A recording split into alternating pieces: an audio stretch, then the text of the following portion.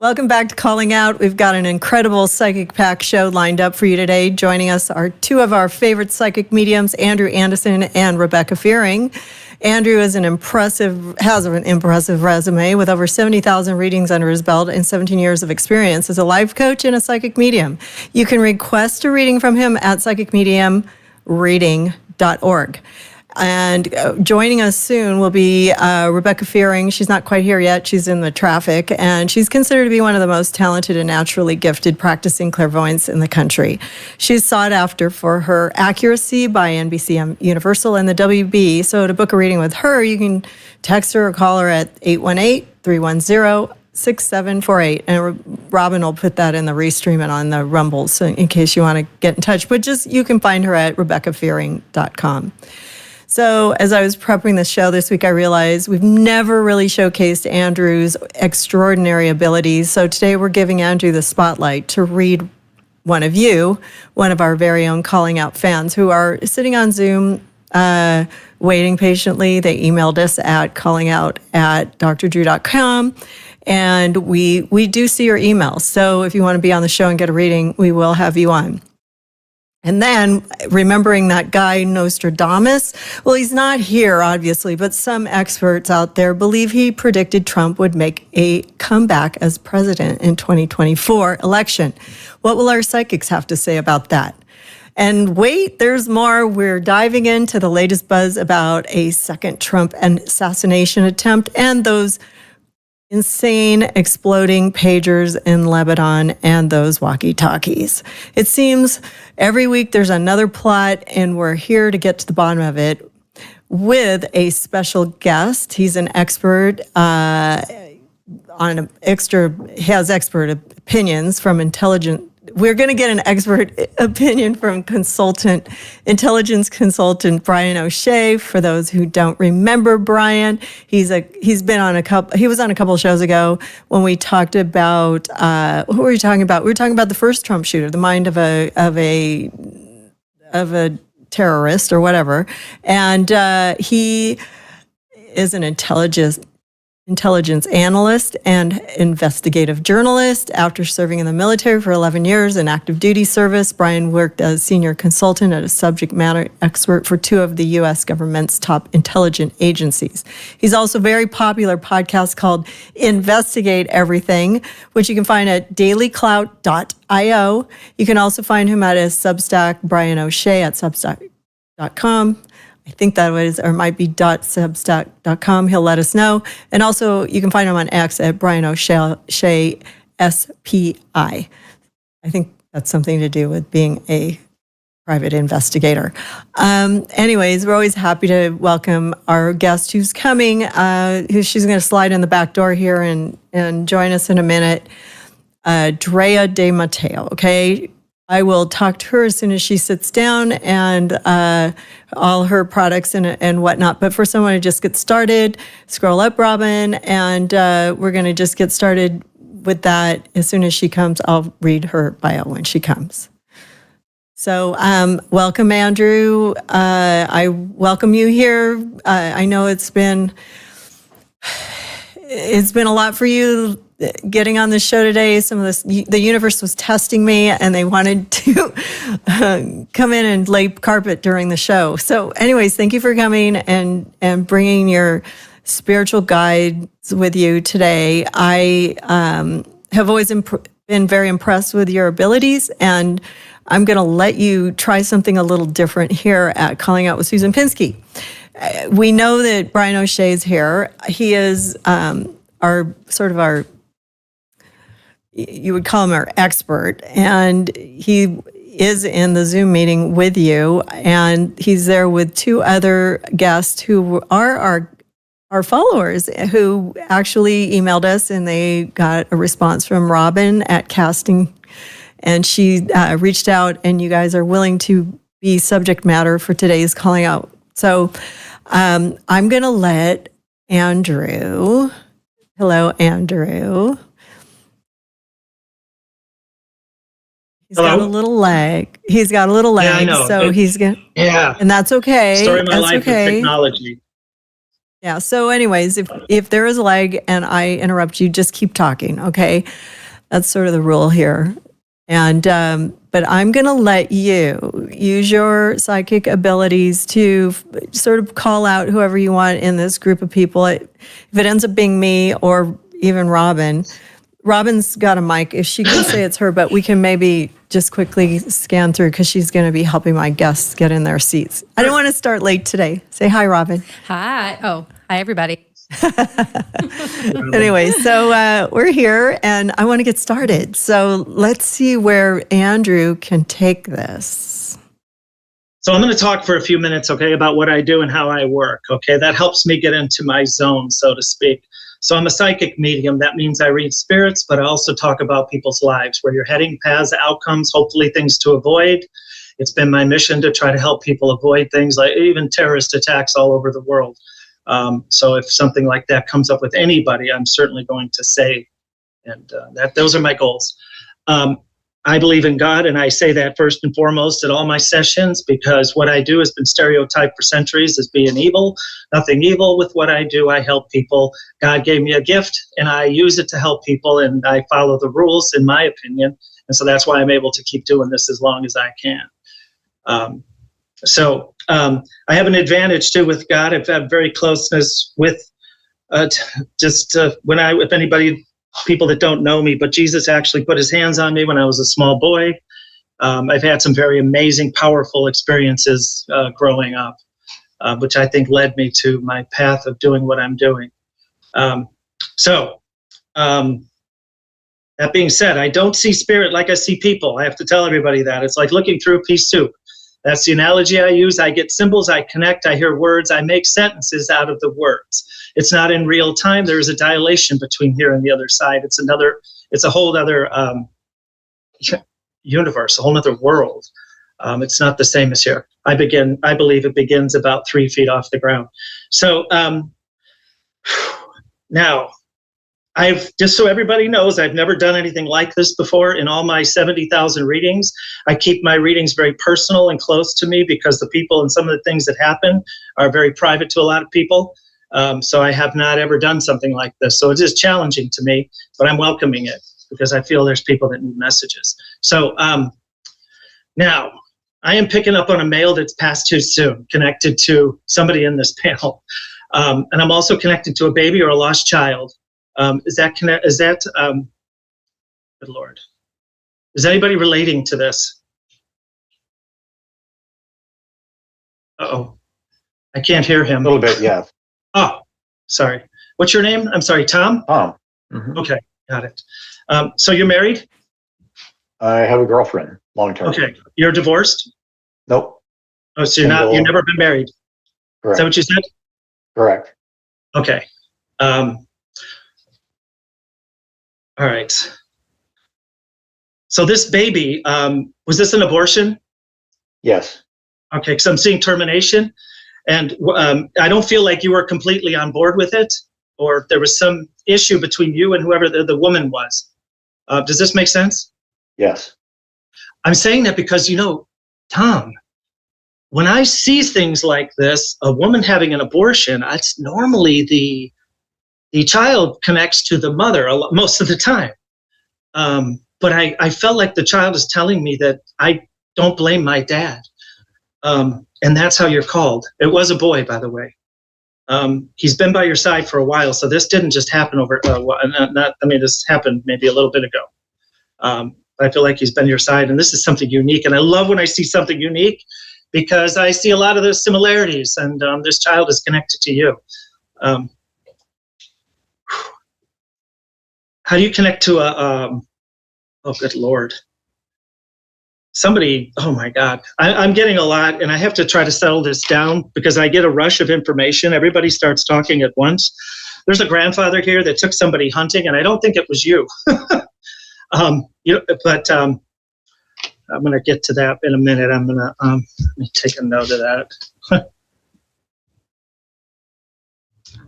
Took someone hunting. Okay. So this child, Tom, isn't connected to the woman you're dating now? Yes. It is? Mm-hmm. Okay.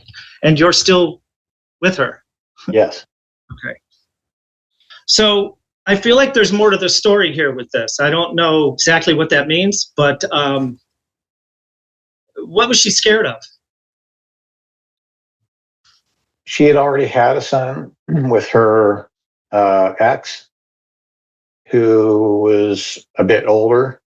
And when she and I got together and got pregnant, it was not really kind of in the cards, I think, for her.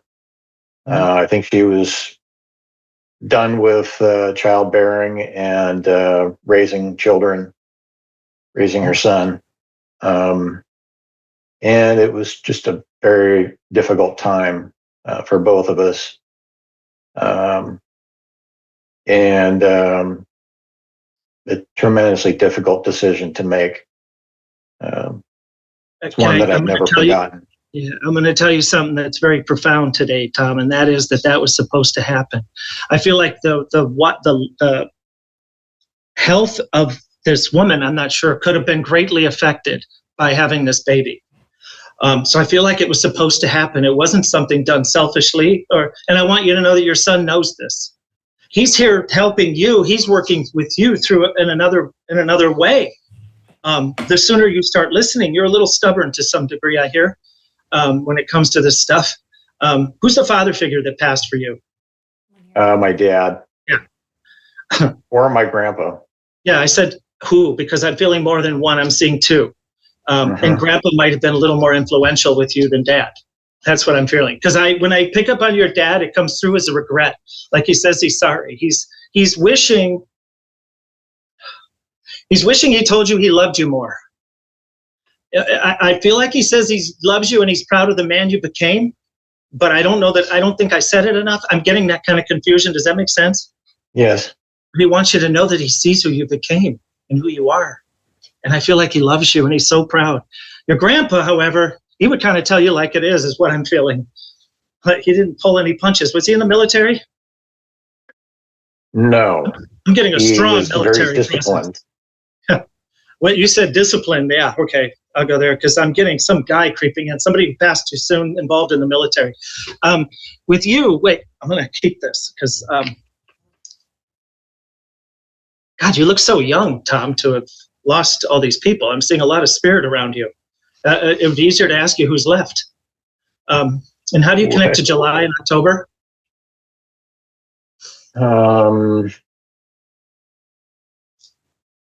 Not sure about July, but October was the month that my dad had an accident that put him in the hospital during COVID, and he didn't regain his ability to communicate and went directly into hospice for 10 days. So it was the first week of November when he finally passed. So it hasn't been that long. No, that was 2001. So it's been that long. I thought you said during COVID. 2001? During COVID. Oh, you mean 2021? 2021. Sorry. Okay. Yeah. No, that's right. Right. My bad.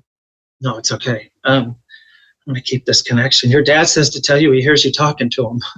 No. They hear that. They love to be communicated with. You know, as I have to tell you that your dad loves you. Yeah, he wishes he did some things differently, but I think a lot of people can say that. But I have to tell you that you're an amazing human being, and it's because of your dad and your grandpa. Where's Mom?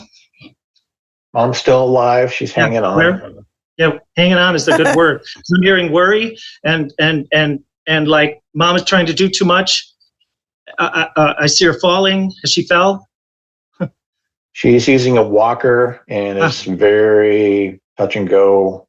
I don't know if she's fallen, but she's at that point where. Well, the metaphor, symbolism. Yeah, the symbolism that I get is, I guess, pertaining to the walker. She can't really walk without help, and she's getting up there. Yes. How old is she? Tom, you look really young. I don't know, maybe you got a filter on that I don't know about, but No. what's that? I wish I was. I'm 55 and counting. Drea's at the gate. Well, that is old, but you got to text me after this with that filter you're using because you look like you're 40. Oh, well, I look at you and I'm like, he doesn't have, you couldn't have all these people lost. I mean, you're too young, Yeah. but you are. And your son wants you to know that you will see him again, and it wasn't the right time for him. He came to be connected to you from the other side. Your mom and dad were still married, Yes. right? It's a long time, right? Oh, yes. Yeah. Which is amazing in and of itself with the way they bickered. But they come from that era. Your dad's, your mom is she got dementia? I'm sorry, is she losing her thinking, her memory and stuff? A little bit. Yeah. Good days and bad days. She completely went downhill when after Dad passed. Yes. Because no one expected it. That's how it feels. Yes. Your dad kind of blames himself, I hear, like he didn't take care of himself that well, maybe toward the end. That's what I'm hearing. Because maybe he would have survived it had he listened, but he never really listened. Yeah. This thing who's the alcoholic? My uncle. Yeah. Where is His he? brother. Yeah, there's a string of them, right? I framed it that way, the who's, because I'm feeling a connection. Because you could easily be one yourself. Yes. That's what I hear. Yeah, I'm feeling you. Yeah. Yep. Many years ago. Yeah, and a lot of the issues which led you to drink in the first place, I see a lot of suppression with you, Tom, still. Your family dynamic growing up, I mean, yeah, I see some PTSD associated with some of it. And I think that you self-medicated for a while. It was much easier to take that drink than it was to deal with the pain that was coming up that you didn't quite understand.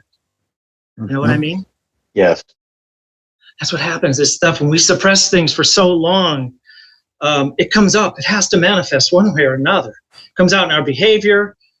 People tend to be addicts, drinking, whatever it is that suppresses and gets rid of that pain. But you were supposed to be told today that you are who you are because of what you've been through.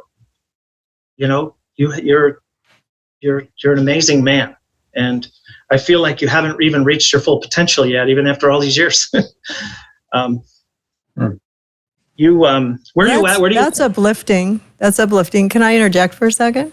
Yes. Hi, Tom. So Hi, Susan. I'm seeing that your message is that your dad sees your mom, obviously, and I'm sorry she's in this state. It's very difficult to get to that part of seeing your parents like this, and also that you had alcoholism in your family. Me too. It's a beautiful thing, but you work through it with your therapy, or you can pray on it, or go to a psychic medium and get a little help, like from someone like Andrew, who sees this stuff. And it's really interesting that your dad's coming through, but I'm just wondering if he has any message for Tom's mom, any kind of message for her. Well, yeah. Your dad is when I deal with symbols, as I said, and when I get a tear symbol, it's a big deal from spirit. They don't understand what that means. So he took your mom for granted for a lot of years. They really weren't in love. They feel more like roommates for a long period of time. They just made it work, though. You know what I mean? It was maybe that era they stayed together. Your mom, when they were young, they really loved each other. And then life happens. But I think what more happened and affected your dad was his relationship with his dad. So he kind of carried that on. Does that make sense? Yes, very much so. It's like, what else did I know? My dad did that to me. This is, kids don't come with a manual. It's true. Those are the days, right? Yeah. It's, Yeah, But Tom, it's this generational overwhelming trauma sense of that pride. we're passed down from our grandparents and their grandparents. Like my parents just were traumatized by their parents, and then they traumatized me, and you try to break that bond, or that traumatizing thing. Like if you do happen to have a child, you have to work very hard at not dumping all your stuff on them. So it's, and that takes a lot of therapy. And I know that because I did that myself.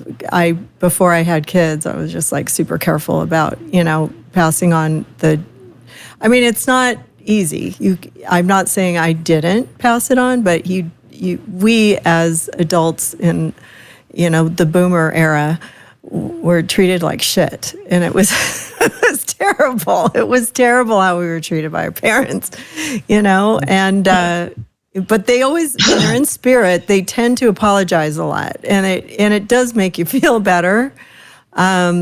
And because, when they do go into the light and they're there, they become really nice people. I've been told. Is that true, Andrew? Well, it's their soul. It's not they're not a person anymore, so to speak. And everything becomes clear. And during everyone's life review, in my belief, they relive every moment or every painful thing they said to somebody. You have to go through all that, and you experience the emotion behind what you caused or what you did. Did your dad have change or coins? They go into some kind of like a green room or something. Like I heard they go into a stage and then they have to, go through some trial and tribulation to get their the soul Catholics back call it purgatory. I don't buy into that necessarily. But there is like the other side isn't heaven to me. I see that it's beautiful. The other side, been there. And I certainly didn't want to leave where I was. But I believe heaven is up from there, and I don't think everybody has access to heaven. You have to go through your lives and learn, evolve, and grow to be closer to God. That's my experience. So I want to see if Tom has any questions before we wrap it up with him and move to the next person. Do you have any questions, Tom? I do, and it's about my grandpa, which was my dad's stepdad. He was a pilot, an outdoorsman, could live off the land. Okay. He was very influential in my life. I call him my hero because he taught me a lot of things growing up, and he spent time with me when my parents were really busy with other things. And I didn't get to spend a lot of time with my dad, or not quality time anyway. So my dad. Well, he came through. He was a military person.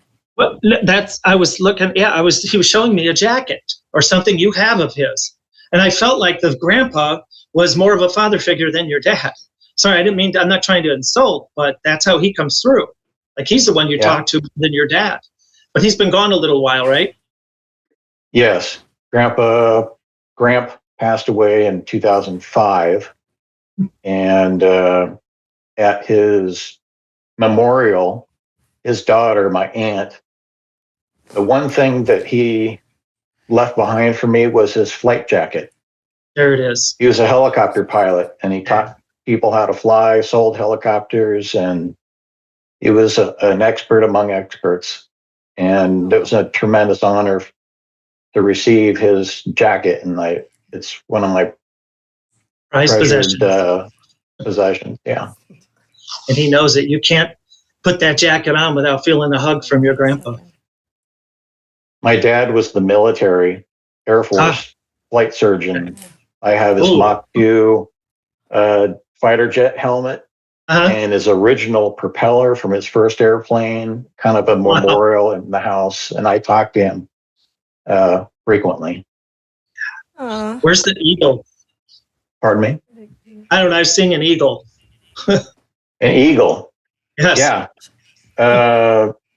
Interesting you say that. My dad was into photography for a number of years and had a professional photographer friend, and they went to a part of Oregon. It was a rehab facility for eagles that had been shot or injured. Neat. So they rehabbed this eagle, and they let my dad and his friend come in with their professional cameras, and Dad took this beautiful, beautiful picture of a bald eagle that adorned his wall in his den for forever. It's Now, stunning. you brought up, Andrew, at the very beginning, something about hunting. Was it hunting, but was it just going out into nature or something to see eagles? Is that kind of... I think it has something to do with Brian. I don't know. Oh, okay. Never mind. We'll wait. Okay. I quickly, I mean, I'm there's a lot going on for me right now, and I'm trying to tune in, and Tom is... Well, that's a beautiful story. So can you tune into Grandfather? That what is his eagle name? thing is pretty cool. Yeah, that's wild. That's so cool. Is there something you can tune into and before we let him go? Wait, I'm sorry. Do you have a question, Tom? You said what happened with that Eagle Sanctuary? Sorry. Oh, yes. With the Eagle Sanctuary, it was just that photo was really a thing he was very proud of, and just something that I've never seen anybody else have. It's a unique situation that he was able to get that photo, but it connects to me with him. You mentioned Gramp, and I had a very difficult time with Gramp's passing, and I think a lot of the drinking and depression and so forth kind of stemmed from that, repressing those feelings and an unresolved relationship, and missing him so bad. Still, I still feel it. There's a lot of stuff. That's a lot you've suppressed, and you could easily not be here. By the way, you've used up 3 of your exit points. I see as human beings, we all have 7. So there's 3 times. There's certainly a time you went down a bad rabbit hole. You may have even planned the suicide, but luckily you didn't. There's 2 most important points of our lives, Tom. First is being born. The next one is finding out why. You're still discovering the why part. And you're supposed to be here. And you were supposed to meet me today. So if nothing else, to give you hope and to let you know you are good enough to be loved. You know, you didn't do anything wrong. What do you do for work? I'm just curious. I'm an IT consultant. I see you on the computer all the time. And I'm like, is he just doing these shows? Now it makes sense. Okay, now I see why you got this filter like this. It's like, hey, I'll make myself. I rarely use Zoom, actually, so I don't know how I look on damn here, good. You know something about take this. The compliment. The magic that makes of more sense. Yeah. She's on the computer. But you mentioned suicide and that sort of thing. Yes. There was a time that I was ready to go, ready to check out. And I went to the Hillsborough Airport, which is very close to here. It's the place that my grandpa was very, very much a part of, the building of the airport, the architecture, everything to do with it.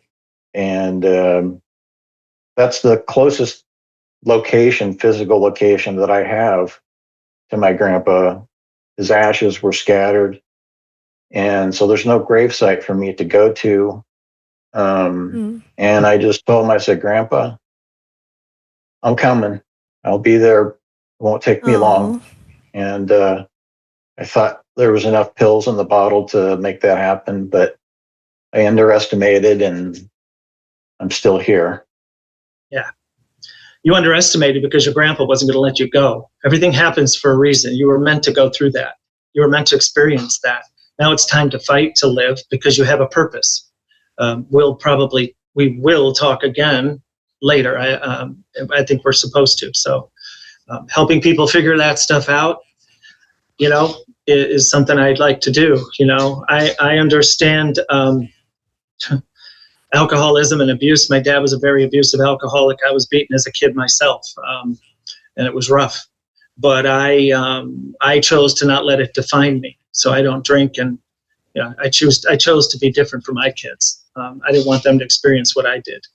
But I wouldn't change a thing because I know every little nuance about myself is because of my experiences and my upbringing. As horrible as it might have been, I'm still this person because of that.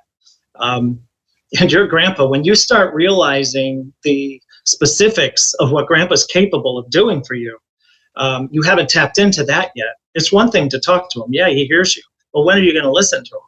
That's a whole nother story. Because a lot of times we're very impulsive as human beings. We think we know what we want, but a lot of times we don't. And a lot of times we think we might be hearing from our loved one, and when in fact we're not, because it might be our own thinking. If you hear something that goes against what your loved one would say in life, a lot of times people tend to think, well, maybe that's not them.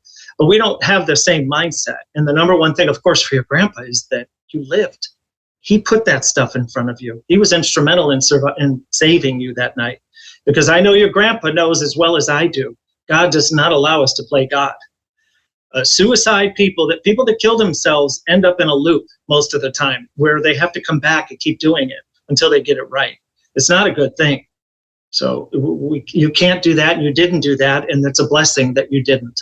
And now you have love in your life, right? Mm-hmm. You feel loved. And you're finally learning to communicate, because you've never been able to communicate your entire life. You know that. Yeah. You got the right woman, though, that's getting that out of you because she cares about you enough to do that. So I think you're an amazing person. Is there one thing I could tack on to what you said earlier? And I don't want to take too much time, so cut me off when we've gone far enough. But you said, like a cat has 9 lives. You said we have 7, and I've burned 3. Yes. Or used 3. That's 3 is a big number for me there, because there's been 3 incidences where I think I should have died. Yes. In accidents.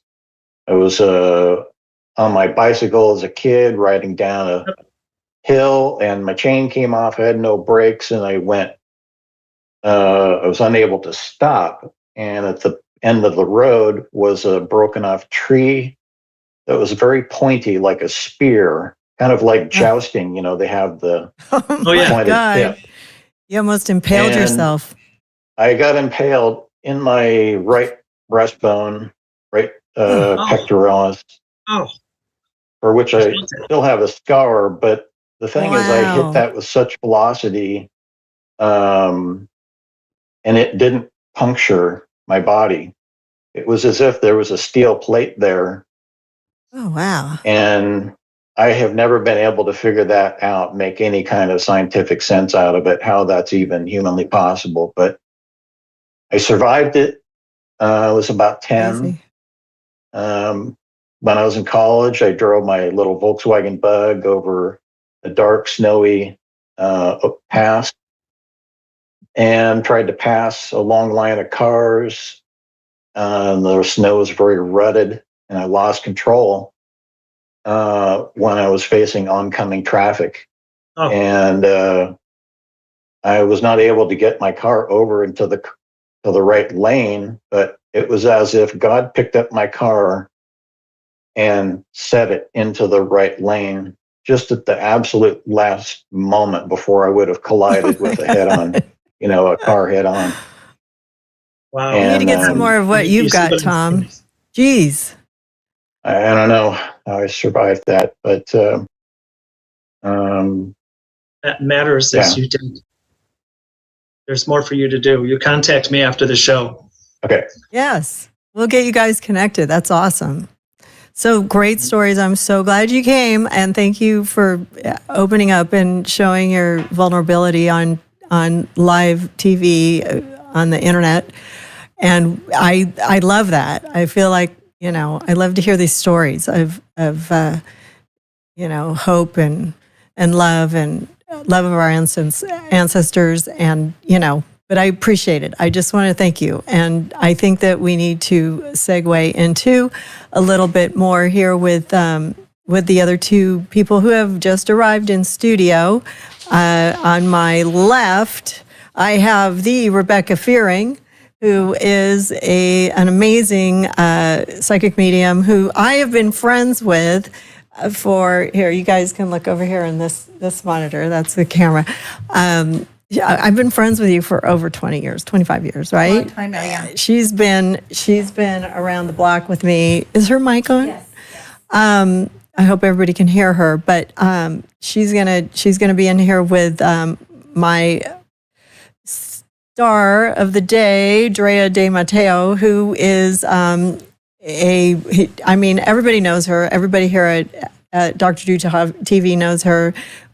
She was an iconic character on The Sopranos, which won her the Emmy. Drea's speaking about she's speaking out for freedom these days. She has a clothing line called Ultra Free, which is dedicated to free speech and free thinking. And you can follow her at Drea at x.com, Drea de Matteo, and support her clothing brand at ultrafree.com. And thank you guys for coming in. I really appreciate it. Ultrafree.co. Oh, no. Thank you, Kaleb. Okay, so .co. And yeah, make sure I got everything correct. I think you did great. Yeah, so does she have a mic? I can't hear them. Okay, oh, do you want me to come closer? No, I can't hear them on Now I my... see myself on camera. So I'm Can just you gonna hear? do this. Is everything okay on that end? Caleb, we didn't do a sound check, but oh yeah, We cute. have our World War III shirt on today. I mean, I can barely hear. But anyways, you guys got stuck in LA traffic as usual, so that's why we're a little bit late. But also, I wanted to bring in Brian O'Shea on the group here. So I don't know if Caleb can put together a little thing here. Here we go. Okay, so Brian, what'd you think of that reading? Like, pretty impressive, huh? I found it really moving, and I'm very impressed not only with Tom's willingness to share those feelings, but with his incredibly healthy skin, which I'm sure is the result of no filters whatsoever. It's just natural. I can tell this man gets out in the sun and does healthy things.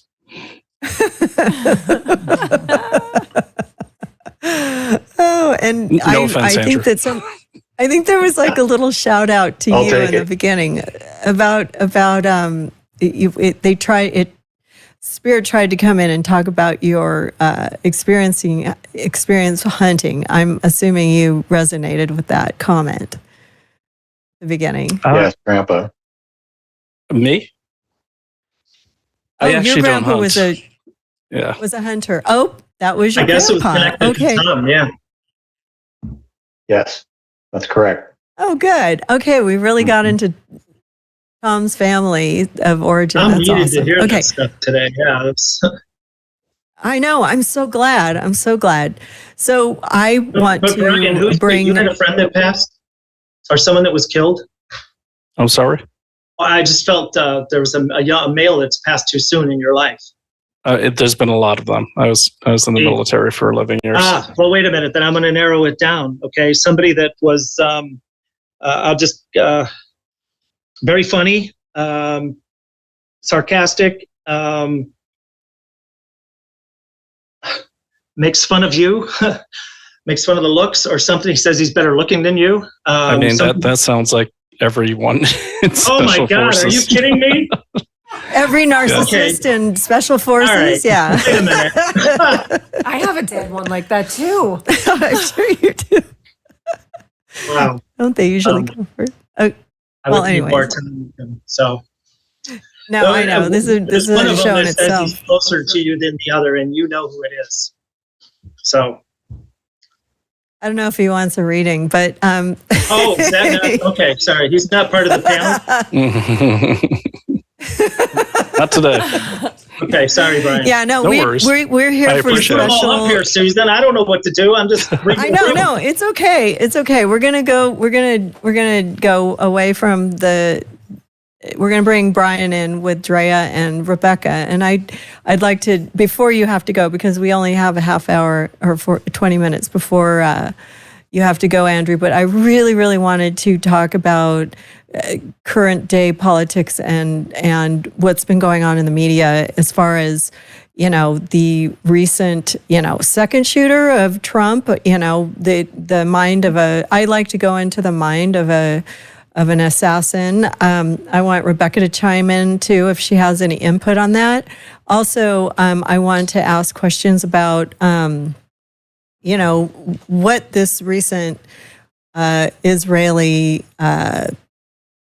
attack on the Hezbollahs in Lebanon recently, with all these crazy like technological bombs that they were able to set up and make happen. Like, is this a precursor of war? Is this going to be something? We know it's going to be a bigger thing, but what your thoughts are on that, what you see, psychically in the future. And I also want Rebecca to chime in on this too, if she has any interest. And I've worked with Rebecca before and talked about stuff like this. And she was on one of my shows 10 years ago and was really aware of the fight between Palestine and Israel and how this was going to cause world war. And I have a tape of her actually announcing that. But maybe, Kaleb, you could just quickly play that little sound bite for me from calling out 30 in 2014. I'm pulling it up right now. Yes. Rebecca seems very calm and demure, but she can really pack a punch. Let me just tell you. I'm sorry, Kaleb, I didn't mean to spring that on you too fast. All right, I have it right here. Here we go. Okay. And the thing is that you've got to look at the big picture, and you can look at the distractions. Okay, now we've got Israel and Palestine. Let's get distracted. Okay, then we go back over here. Let's blow up a plane. So we're distracted. This is a distraction. In my view, we need to get proactive, not paranoid and not violent, but let's get aware. Be aware, people, because this is leading up to World War III, and yes, we're all being distracted. It's scaring the crap out of me. Yeah. I'm selling my house. I'm moving to Montana, and I'm building a cellar, a bunker. Well, I was scared 10 years ago about this, but we were talking about the Malaysian airliner that was disappeared, and also another one that was shot down in the Ukraine. And we had a group of psychics together. We were talking about like what was going on, and Rebecca kept touching on the Israeli-Palestine problem at the time, and I think one other person, Barbara Mackey, was too. Anyways, can you put a camera on Rebecca? She's over here. She's right here with us. Anyway, so you can look over here, you guys. There's your camera. And so I just wanted to maybe revisit this topic with her, and also with Andrew, and also with Brian, who can tell us, like, from his investigative work, what the future of our country is because of something like this. Like, where are we going with this? And I think personally, it's a really scary situation, and I'm not at all happy with it. I think it is the beginning of World War III, unless we're already in it. Brian? Sure. My feelings on this is that we're not in a kinetic World War III. We are, like I've always said, in a kind of like an unrestricted warfare with China and their allies. But we are playing a dangerous game. Yeah, it's just, this just reminds me of, I was in a bar once and my martial arts instructor was there, and he's real tough guy. And someone got in his face. He said, "Hey, pick someone else." No, seriously, pick someone else. No, really, pick someone else. And then he ended up knocking the guy out.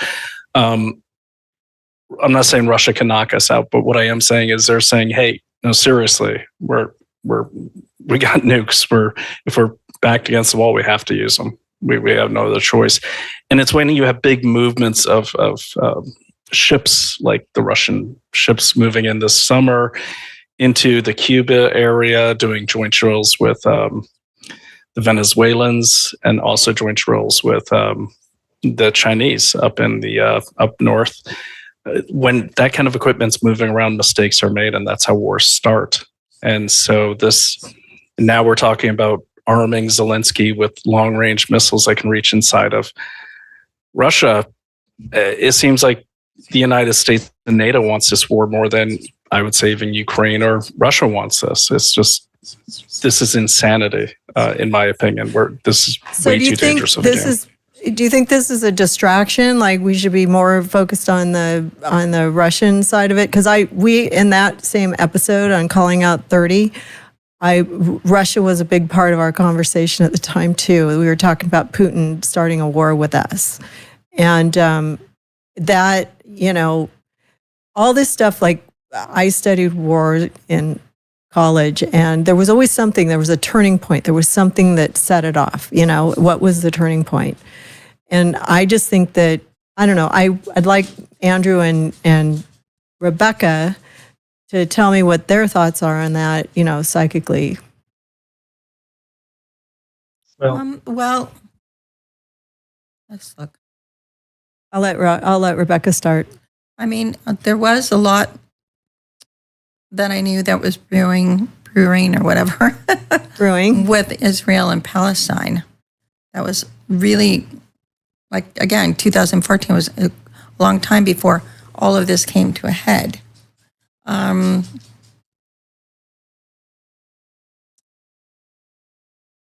think we do have to be also, like we talked about, I think Susan before on the other show, be very aware of China and how they're kind of moving forward a little bit with their plan. And then I don't think we're right on the edge of World War III, though, actually. But I think we do have to be careful, again, to keep our eyes and ears open and don't be distracted enough to just think we're not going to have anything happen. right, Does that make sense? Andrew. Yeah. Okay. So I'll start with what I feel. So first of all, with the Trump shooter thing, I remember I was on your other show and I said that there was going to be another attempt. Actually, I see. This is weird because I don't have the specifics. I just know I feel things. Okay. I saw 10 people out there secretly, just covertly being groomed, maybe not even knowing they are, but they're out there as potential threats. And I think that Crooks or whatever the guy's name was, and this last guy are pawns. And I think that there's going to be another attempt on his life. I think that this is all something to do, not with the actual CIA, but people involved that high up in that organization they know about this and they're allowing it. And I don't think they're going to actually pull it off though with the Trump thing. Do you think this is all in Iran? I mean, as they're putting out in the media? Iran is the nucleus here to a lot of this, certainly with what's happening in the Middle East. Are you asking, like, is this whole Israeli war a ruse or a smokescreen? Can I touch on something Andrew said? Because I think he's on to something that I was saying this on Emerald Robinson's show this week, and sorry to cut you off, Andrew. Good.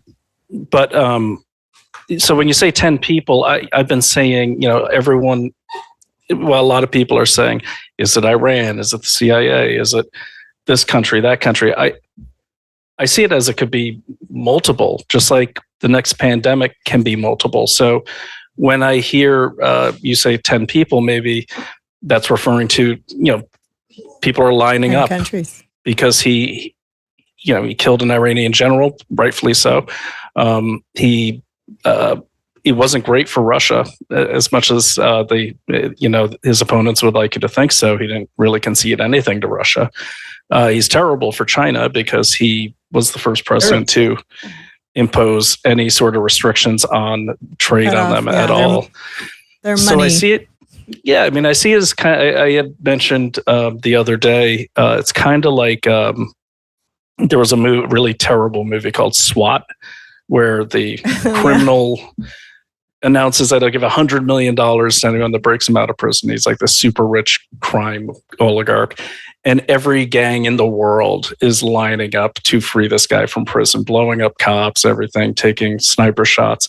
And that's kind of how I see that. And then the other thing but also when you said 10 people, multiple people, I was thinking that too, because this guy, Ryan Ruth, was there for 10 or 12 hours, according to the press conference.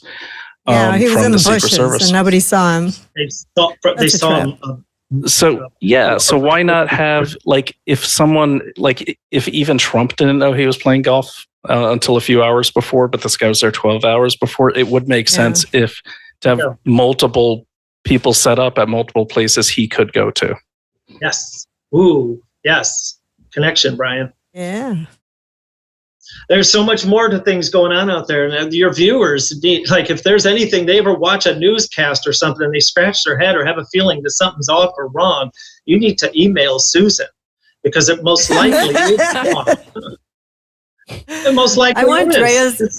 Drea's take on this too, because she's like, she's moving around in her chair. Oh no, I was petting the dog. Oh, you are? Okay. You know but me and anyways, dogs. I mean, what's I your think the take? dogs think I'm psychic, actually.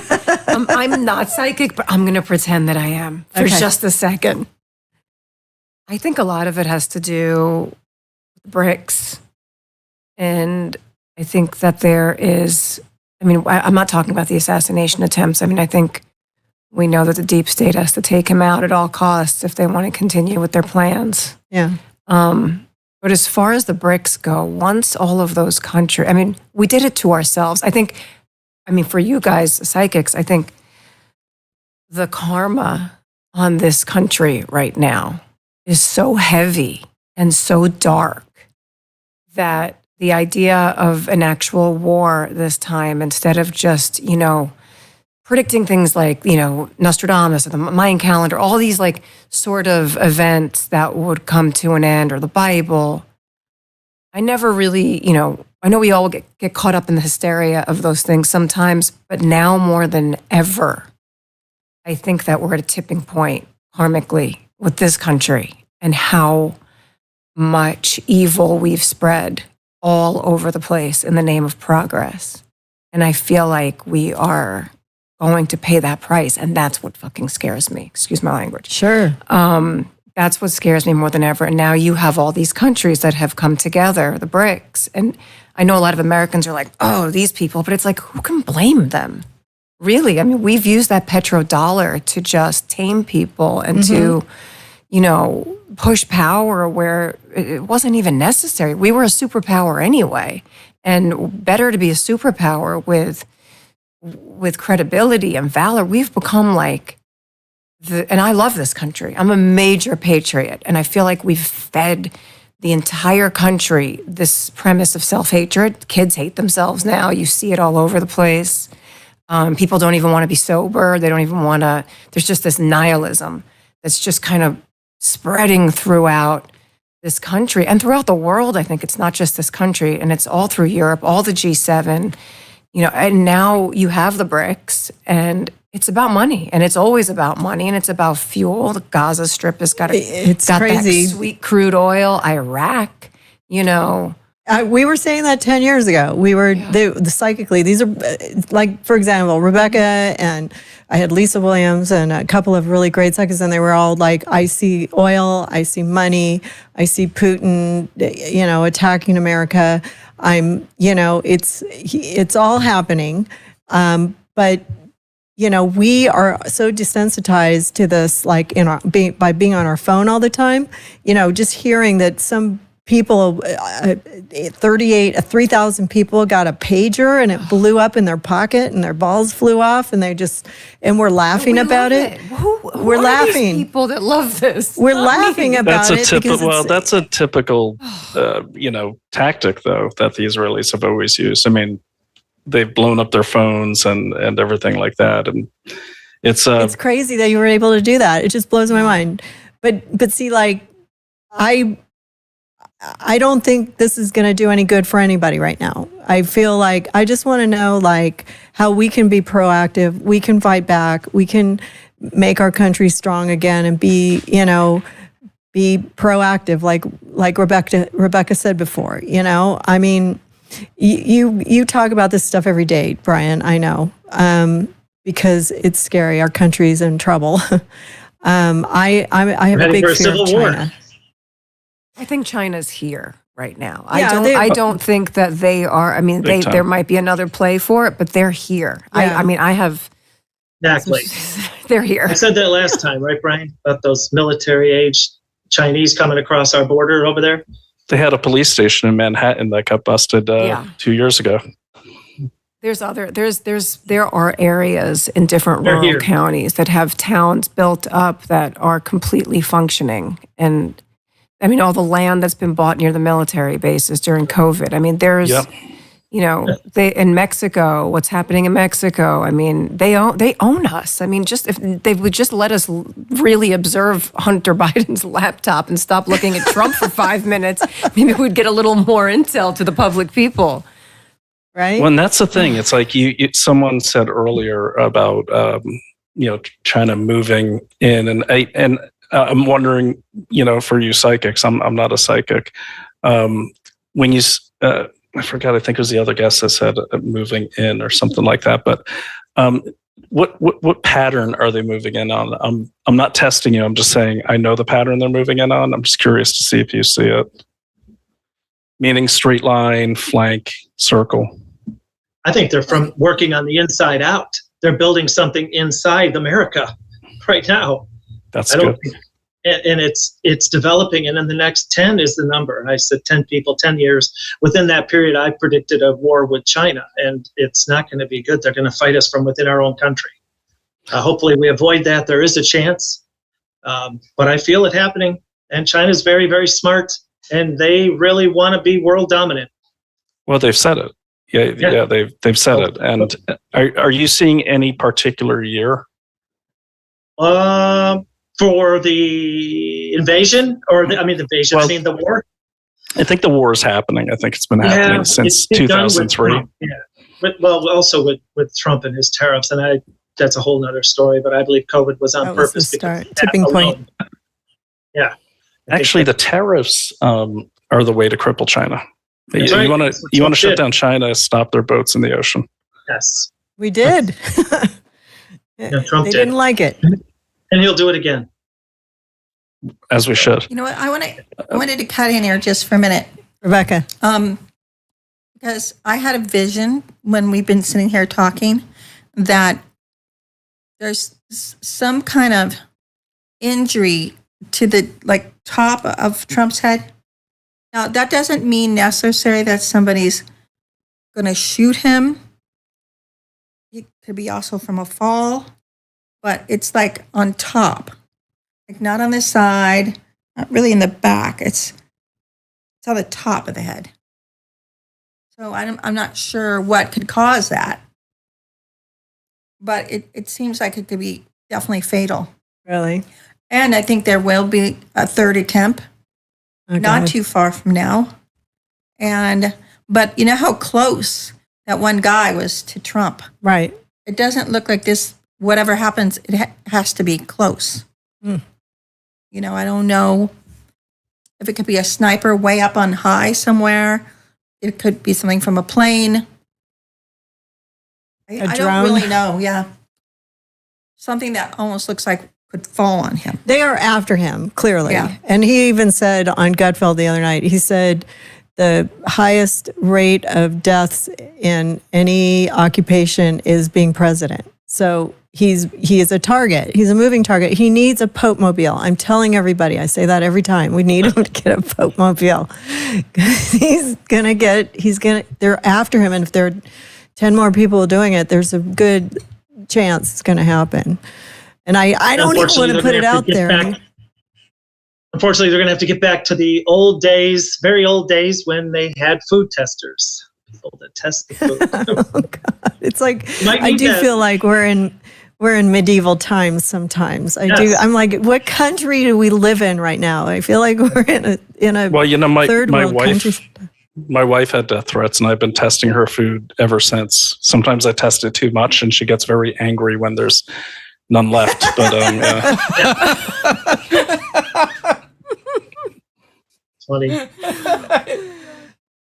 Well, I know that Andrew has to go unless he can It was take so another nice to be a 15 part minutes. of the show. Yeah, he has to go, but I want to talk more with Rebecca and Drea and also with Brian if you can stay, and we'll take a quick break. We'll come back and we'll conjure up For some having more me, stuff. Susan. But thank you, and once again, tell everybody where to find you. psychicmediumreading.org. Or just look up Andrew so if Anderson. you want to, so look him up, psychicmediumreading.org, and you'll be able to find him. And Thank you. He's pretty damn good what he does. So we're going to take a quick break and then come right back.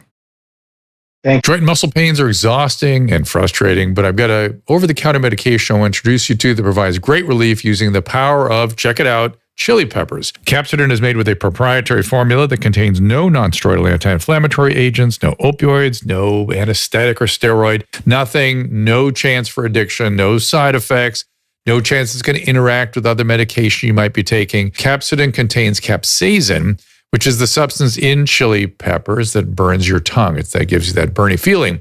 And of course, I've recommended capsaicin creams to patients over the years, but other capsaicin creams burn your skin. That's what makes capsidin so unique. In clinical trials, capsidin has actually been demonstrated not to burn. I've been using capsidin to relieve my pain in my hands and my wrist from carpal tunnel syndrome and arthritis. The results have been amazing. I use it every day during my show, and I highly recommend it. Get the pain relief you need from various sources, even backache, sprains, bruises even. Order now at capsidin.com/Drew to get a 15% discount plus free shipping. That is CAPSADYN, capsidin.com/DREW. Many of us have not gotten over COVID. I'm not talking about the virus itself, but the response. We were flabbergasted by what the government could do to us. There is no telling what they might pull next time, and it's looking more like there will be a next time.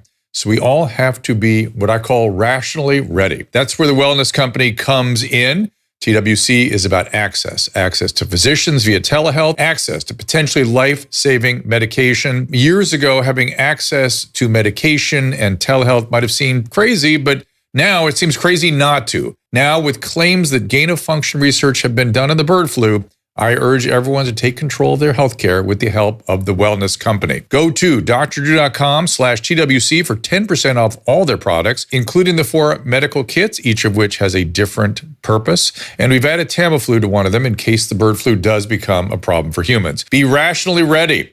drdrew.com/TWC for 10% off.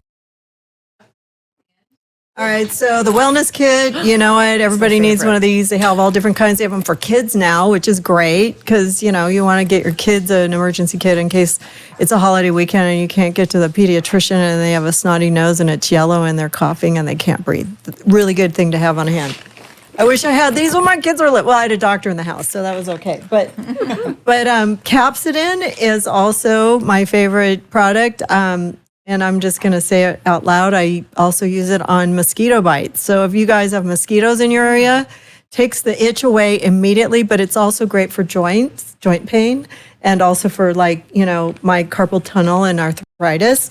And Rebecca used it on her knees when she was walking through Europe for days and days, and she used the whole bottle up. So I'm going to give her some more. And also you can have some too, Drea. I need it for my knees. I love my sponsors. If anybody wants to support the show, you know, go to drdrew.com/sponsors and you can get all the link to all the super deals we have. And I'm going to read one more ad at the end of the show. So anyways, we're back. Hi, Brian. Come back in. Bring me Brian. I am here. So we were chit-chatting behind the scenes here, and it got a little dark. Okay, so we're all. I said, "Is an anvil going to fall on Trump's head?" And when is life going to be back to normal again? When are we going to not be worried that the United States is being taken over by insiders from China and outsiders with nuclear warheads? I mean, people don't worry about that anymore like I did when I was in my 20s. So anyways, it's depressing. And, you know, do you have any final things you want to say before I'm going to let you chit-chat with Drea? Because she loves you. I mean, I love your wife so much. I've been following her forever, and now I know who you are, and I'm even more obsessed with this whole coupling. Anyway, I'll stop. Go ahead, talk. I love your work as well. I'm a big fan. Oh, thank you. So is life ever going to get back to normal? I mean, I have this conversation with Naomi all the time, and Naomi Wolf is who they're talking about, is my wife. And she says, you know, when's this when's the war going to stop? And I always say war never stops. I mean, as long as there's humans on Earth, war will never stop. Battles are fought and won, but war is forever. It's just the nature of man. However, it's kind of like weightlifting. For me, it's not that upsetting it's upsetting that we're traipsing into it so blatantly, but people always want to kill us. I mean, I've been all over the world since I was 19 when I joined the army in 18. And I remember taking a wrong turn in a Middle Eastern country and being in a weapons bazaar. And they were very friendly. They gave me directions and some tea. But the thing is, oh my gosh, you know, when I was growing up, I had a kind of a criminal few siblings, right? And so there were always people that were trying to get to them. And if they couldn't get to them, they tried to get to us younger kids. There were 9 of us, a big Irish family. And so I grew up always expecting someone just kind of trusting but verifying people. And that's how I view the world. I think that's unfortunately how everyone should view the world is you constantly need to have your armor on. You constantly need to carry your foil or your saber. And men used to carry foils and sabers in suits. I don't know when that stopped. No, I agree with you. War will always be here. We had a good round like during the 80s and 90s when there wasn't we didn't have that much combat, you know. But what I'm seeing is the bloodshed in these Arab and Israeli countries, and it's really happening. It's here. And it's not, we're not going to be able to stay immune to that. We're going to have to be a part of this whole scenario. And then we're also holding back, Putin and his chaos. I feel like, and then we have China in our. Can I say something on that? I don't think we're holding him back, and I'm not shilling for Putin, but I think we just keep poking him with a stick.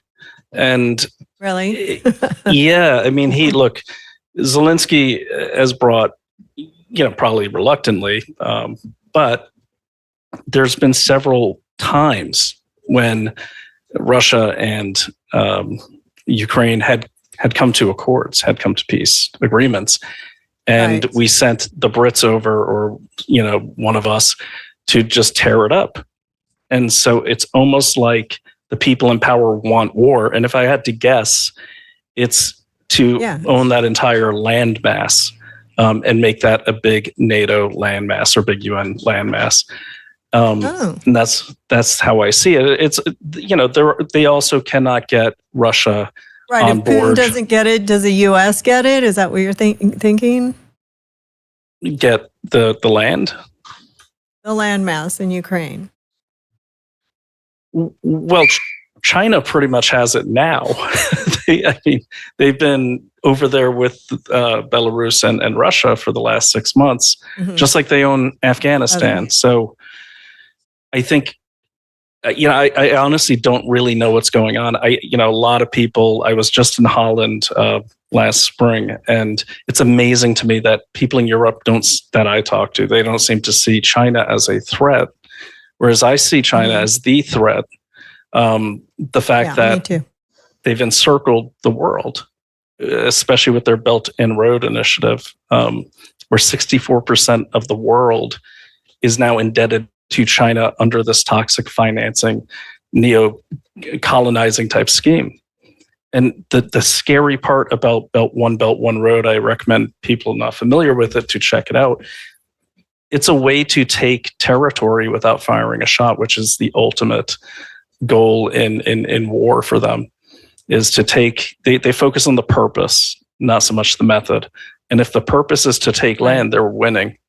And so the scary part about One Belt, One Road, I just had a hunch, I wonder if under that agreement, these countries that take their toxic financing are beholden to them so much where they park ICBMs or Chinese missiles in their country. So I went to the congressional record. Sure enough, and this was last year, there could be more. Pakistan and Syria have Chinese long-range nuclear missiles deployed in their countries, according to the congressional record. So think of the Cuban Missile Crisis on steroids. Yeah, sure. I saw a thing on 60 Minutes, which was, piss poor show, but they were showing how the Chinese, I know, but they stopped, they didn't go all the way because they never go all the way on network television. But they were showing how these Chinese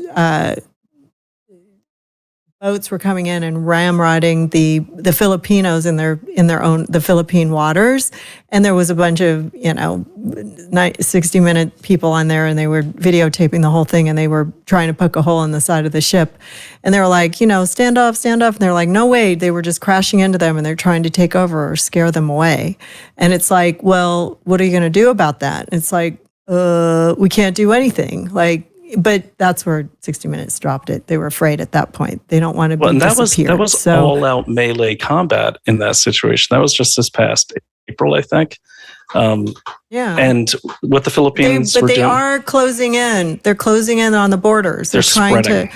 Yeah. They're spreading. Yeah.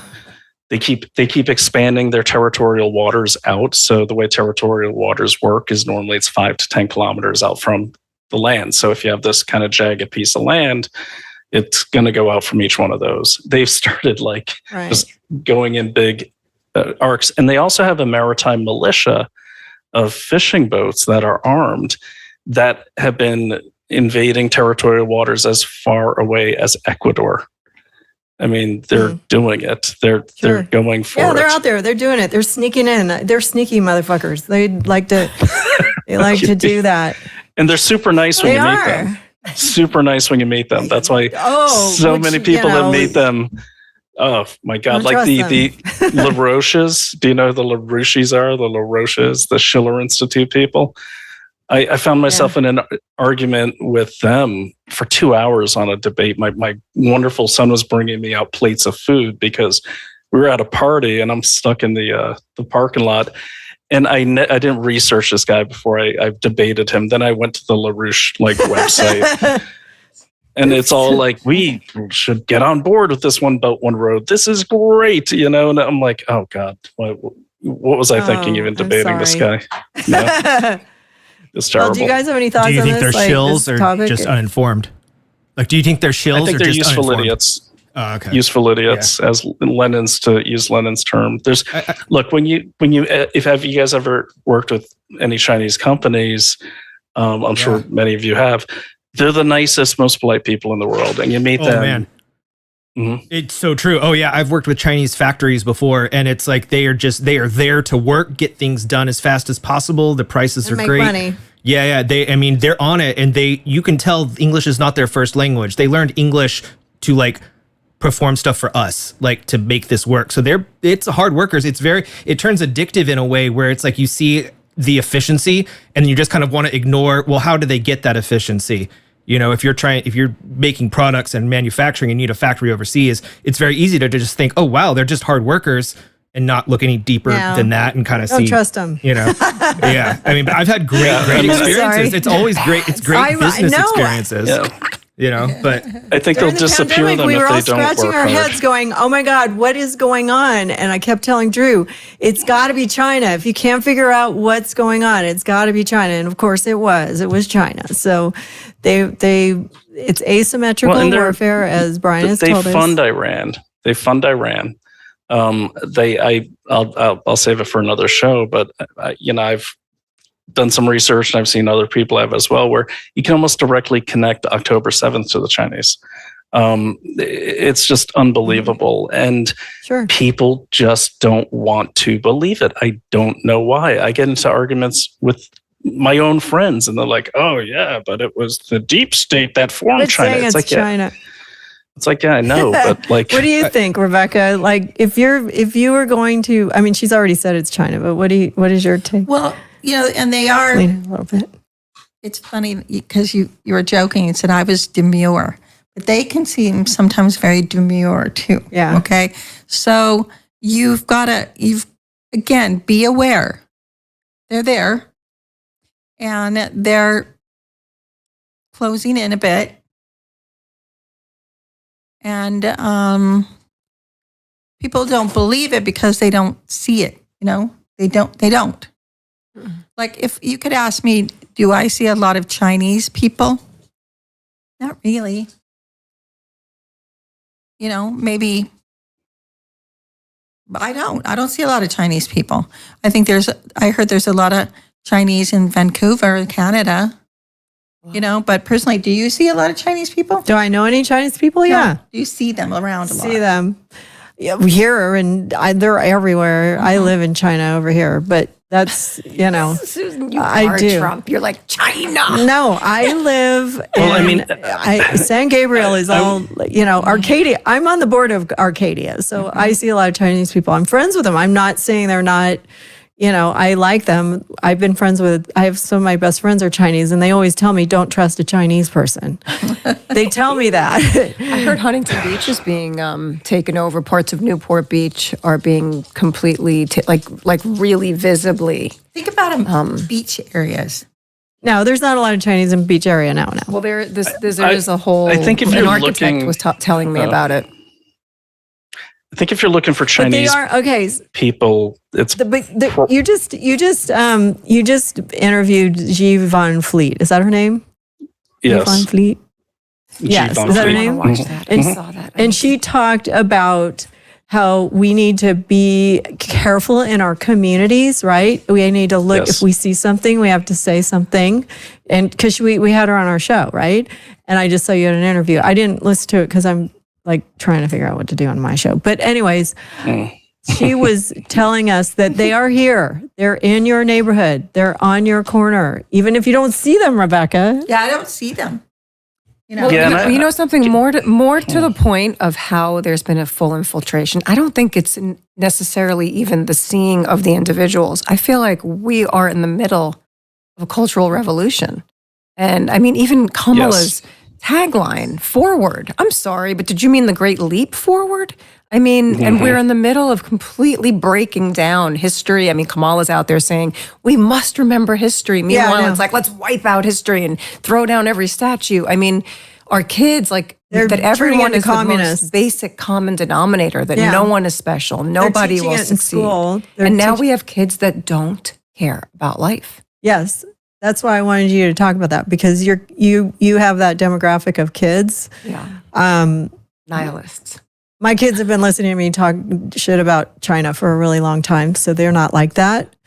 But they are drinking the Kool-Aid. It's coming in through their education. It's coming through but you know, you send your kids to college so they hear about other things. Like I studied China when I was in college, and I wanted to know more about it, but it didn't turn me into a communist. Okay. My daughter went knee deep into Maoism when she was 13. She sings the song. Yeah. And she's not for it at all, because she's really super talented and really special and a great mathematician. She's like, don't throw that type of math at me. You're going to use that to solve your puzzles in Microsoft, buddy. Like, no equitable math, no, you know, she wants to shine and be valued for what she is and what she brings to the world. And Right. that is what, you know. Thank God. Yeah, so the whole Maoist thing and Kamala and all their ties to the In CCP California. You don't live in California. but I think I was out Kinda in hit. San Jose recently. Yeah, I'll say that, you know, back So really bad. quickly, and then I won't interrupt again. I apologize. When we're saying I don't see a lot of Chinese, or, you know, there's, I just want to say that if you look at every picture of Xi Jinping, I'm sorry, I almost said Xi Van Fleet, in his office, you'll always see the 36 stratagems, which are about 3,000 years old. These are the 36 stratagems of war. Number 3 is kill with a borrowed knife. So if you're looking for Chinese, you're probably not going to see them. You may see, however, right around October, all of a sudden we get a flood of Venezuelans. Well, that's when the Chinese-owned Biden lifted sanctions on Venezuela, who started shipping oil to China for the first time in 8 years in October. And then all these Venezuelans started flooding in and heading to Illinois. Now, it's an odd thing. If I was from Venezuela, the last place I'm going is cold-ass Illinois. But up there in Illinois, you have a factory called Goshen, which is a battery factory that is gobbling up all the farmland, which is so wholly Chinese owned. Or the BART. If you ride on the BART, in California or the T in Boston or the Philadelphia. San Francisco is all owned by the Chinese. Well, And Hawaii. CRRC in Springfield. Yeah, CRRC in Springfield, Mass. Wholly owned Chinese communist company. In Springfield, Mass, I came out of Dunkin' Donuts and I videotaped. There's a huge Chinese flag right in the heart of Massachusetts. They make all the passenger rails. So that's they own the electric Andrew companies here, or the gas. Actually, the natural gas company. They raised our gas that's five a- times here. It's a point that I hear politicians making all the time, and I never really understood how vital our supply chain is until the pagers started blowing up in Lebanon. Because just think about the possibility of these, like, what is it? Huawei, I think is how you pronounce that company. The United States banned imports of Huawei phones. It's, I think, the biggest cell phone manufacturer over in China or Taiwan or somewhere. And they banned bringing them over in the United States because they didn't want China having that inroad into our economy and getting their phones. People were like, oh, they just don't want China to compete with the iPhone. When actually it's that supply chain problem that just had all these things blowing up in Lebanon. Let's say China had a direct road into getting their phones here and had 100,000, 1 million Americans with it, and they could specify this one blow up, this one blow up, this one blow up. They could just pull off the same exact thing, but on Americans. So they've kind of done that before. I wonder who I'm sure was they have, behind exactly. putting the explosives in those pagers. Did anybody find out? You just was swap behind out. the pager? You just send some, hot men and women to go sleep with them and swap out the pager. Yeah. That's how it's done. No, there was 3,000 of them. They were given these better pagers that are going to work. But who put the exclusives in? It was 3,000. I didn't realize it was that many. Yeah, and then all the walkie-talkies. That sounds like it was a manufacturing thing, which tells me, China. they had some help. But China would lose. Could you see lose it? if they.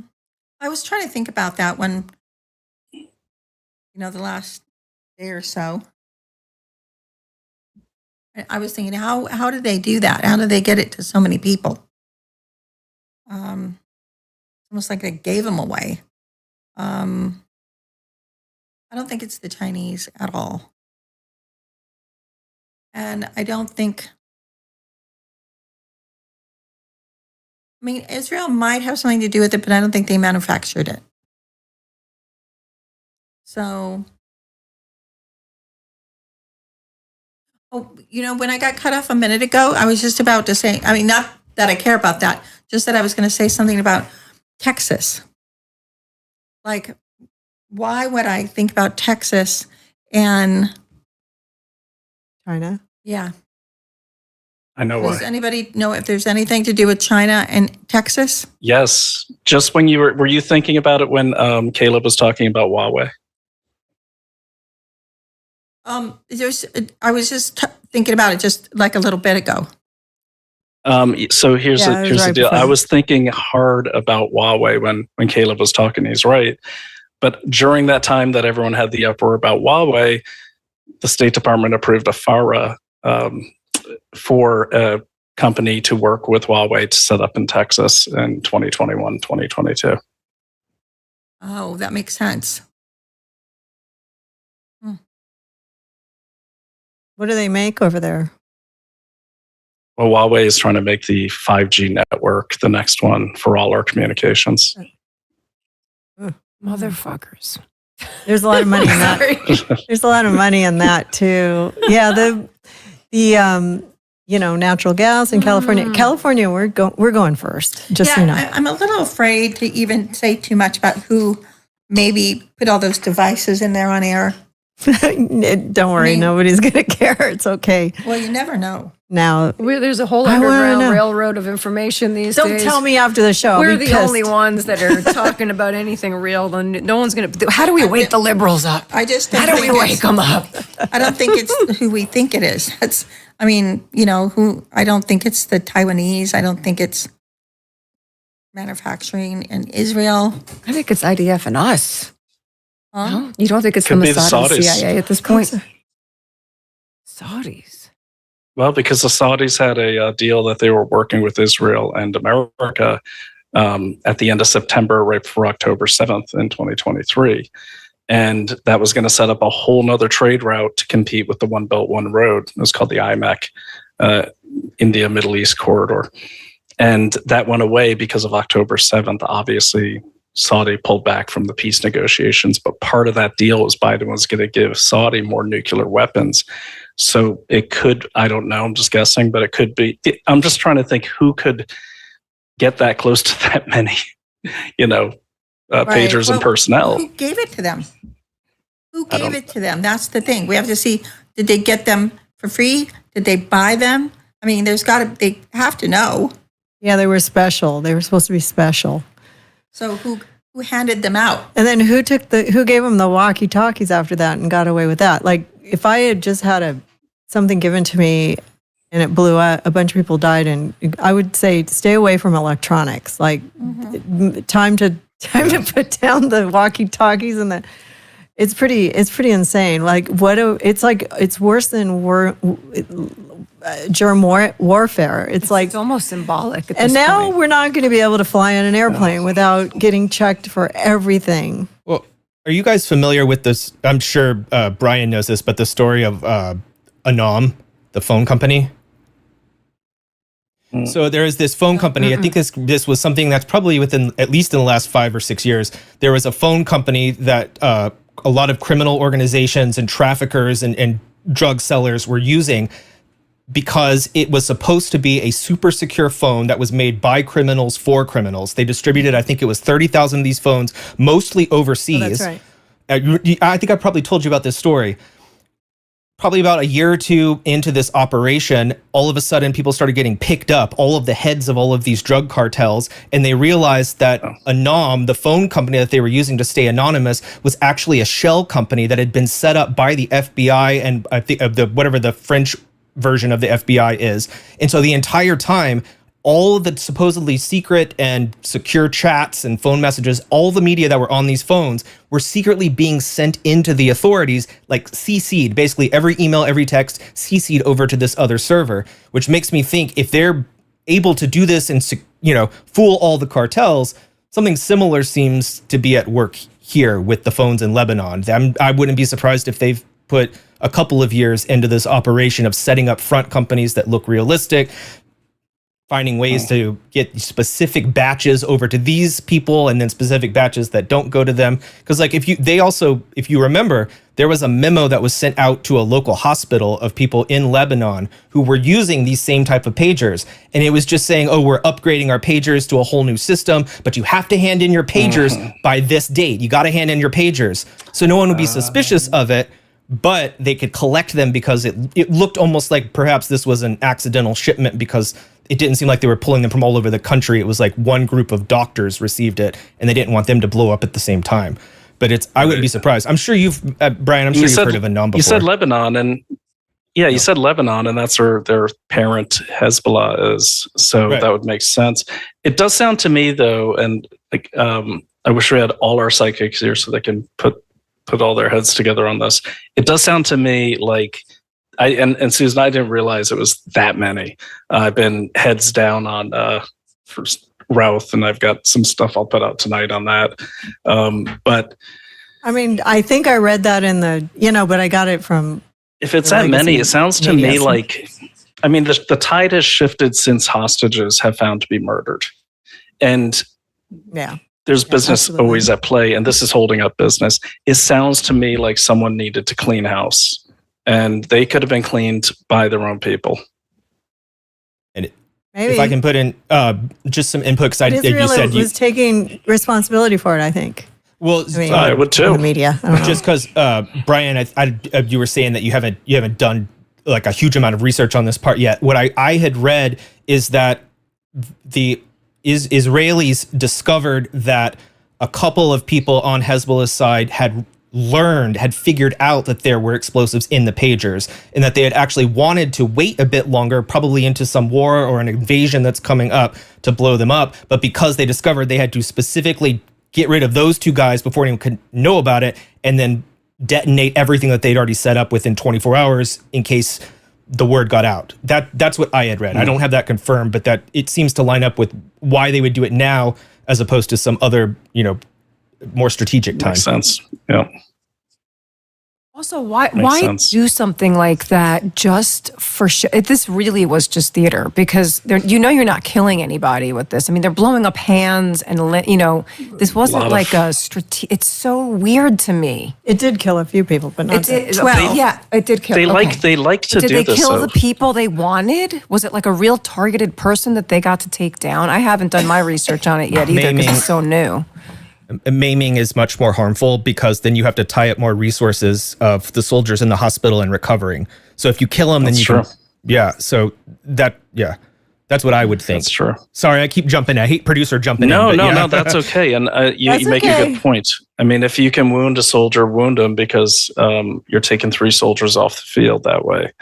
So you make a good point, Kaleb. To answer the other question, the Israelis always do, well, not always, but they tend to do pretty dramatic displays. You guys may recall the assassination in the hotel where they're all caught on camera doing it. There are small nations surrounded by people that want to kill them. So they need to constantly put out the message that we can get to you. We can get to you wherever you are. Right. They got to a guy who was in, I want to say Syria or somewhere like that. I was watching some documentary the other day in like this super secure mountaintop thing owned by some former, it was in Iran. It's where the Shah used to live, and they got a guy in there. I mean, they have to. It's kind of like, if you ever read the history of Dracula, the real history. He got the vampire drinking blood thing from an act of terrorism because he knew that the Turks were coming. He knew Wallachia was a much smaller nation and couldn't possibly fight the Turks. So what he did is he put all the captured Turkish up on pikes, starting at the bottom and right through out their mouth. And he made a forest of these dead and dying Turks. And at the end of it, and there's a famous, I forgot what they call those ink prints where they carve and do the ink, of Dracula sitting there, and he's dipping his bread in a bowl of blood and eating it. And that caused so much terror that went back that really held the Turks back for some time because they're like, oh my God. And that's how the legend of Dracula was born. But really, the legend of Dracula is really one of the first successful terrorist acts because it caused mass fear and chaos. Sure. Did you hear Queen Elizabeth is related to that guy? I believe it. She is actually directly related to him. She kind of has a Twilight look. Throw that out. I just heard that. All due respect, but to her, and God rest her soul, but I could see it. A little Twilight action going on there. Yeah. Wow, this is fun, guys. I don't know. So, Rebecca, do you have anything else you want to interject on our international relation problem in the United States? No. I want to ask Rebecca. I want to ask Rebecca a question. I want to know if we're going to see some type of ground war. I mean, I know we're seeing some tiny semblances of an uprising happening around here all across America, but do you see anything happening on the ground here? Do you see disasters of any kind or more division that would lead to anything violent? Everyone's telling me to leave California. Like, I'm getting messages every single day from psychics and military and just people in general. It's just continuous. I wonder why. I haven't seen anything. No? Mm-mm. Okay. If I did, I will tell you guys. Okay. I personally, we are in a circle of earthquakes, but we know that. Yeah. Yeah. And weather related.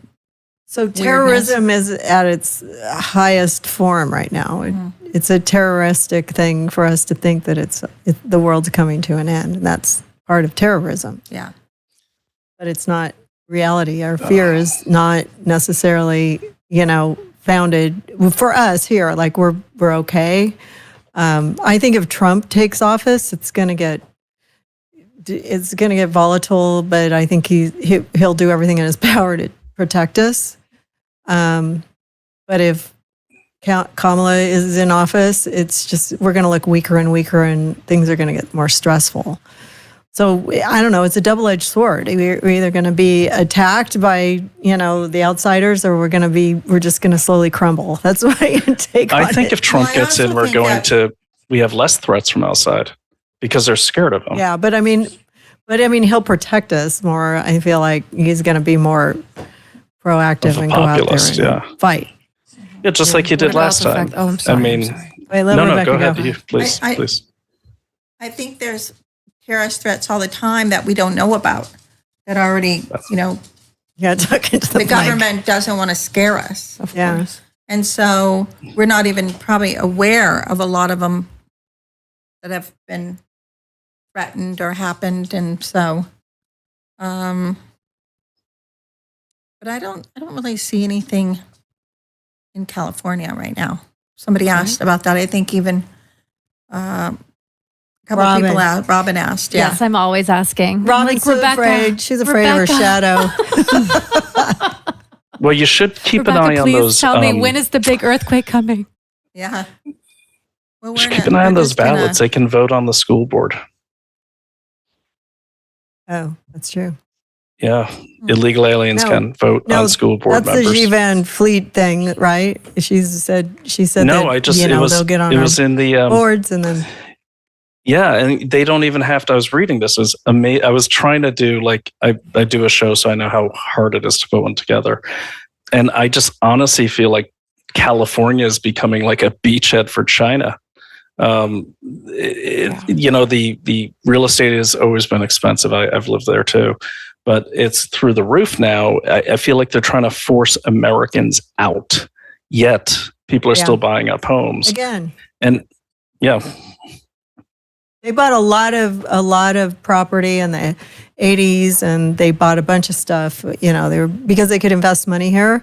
We have a neighbor next door who came in 5 years ago, bought a piece of property. I've not seen them once. Like you said, do you ever see Chinese? These people are Chinese nationals.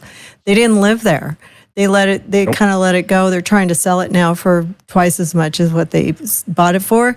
It won't sell. They've never lived there. I saw one guy come out. He was Chinese, and I asked him to cut a tree, and it was like it's been like a ghost town in there. But they're just investing their money in the property, and I was like, "What are they laundering money through there? Like, what's going on?" But nobody's home. The place is empty. A $3 million home.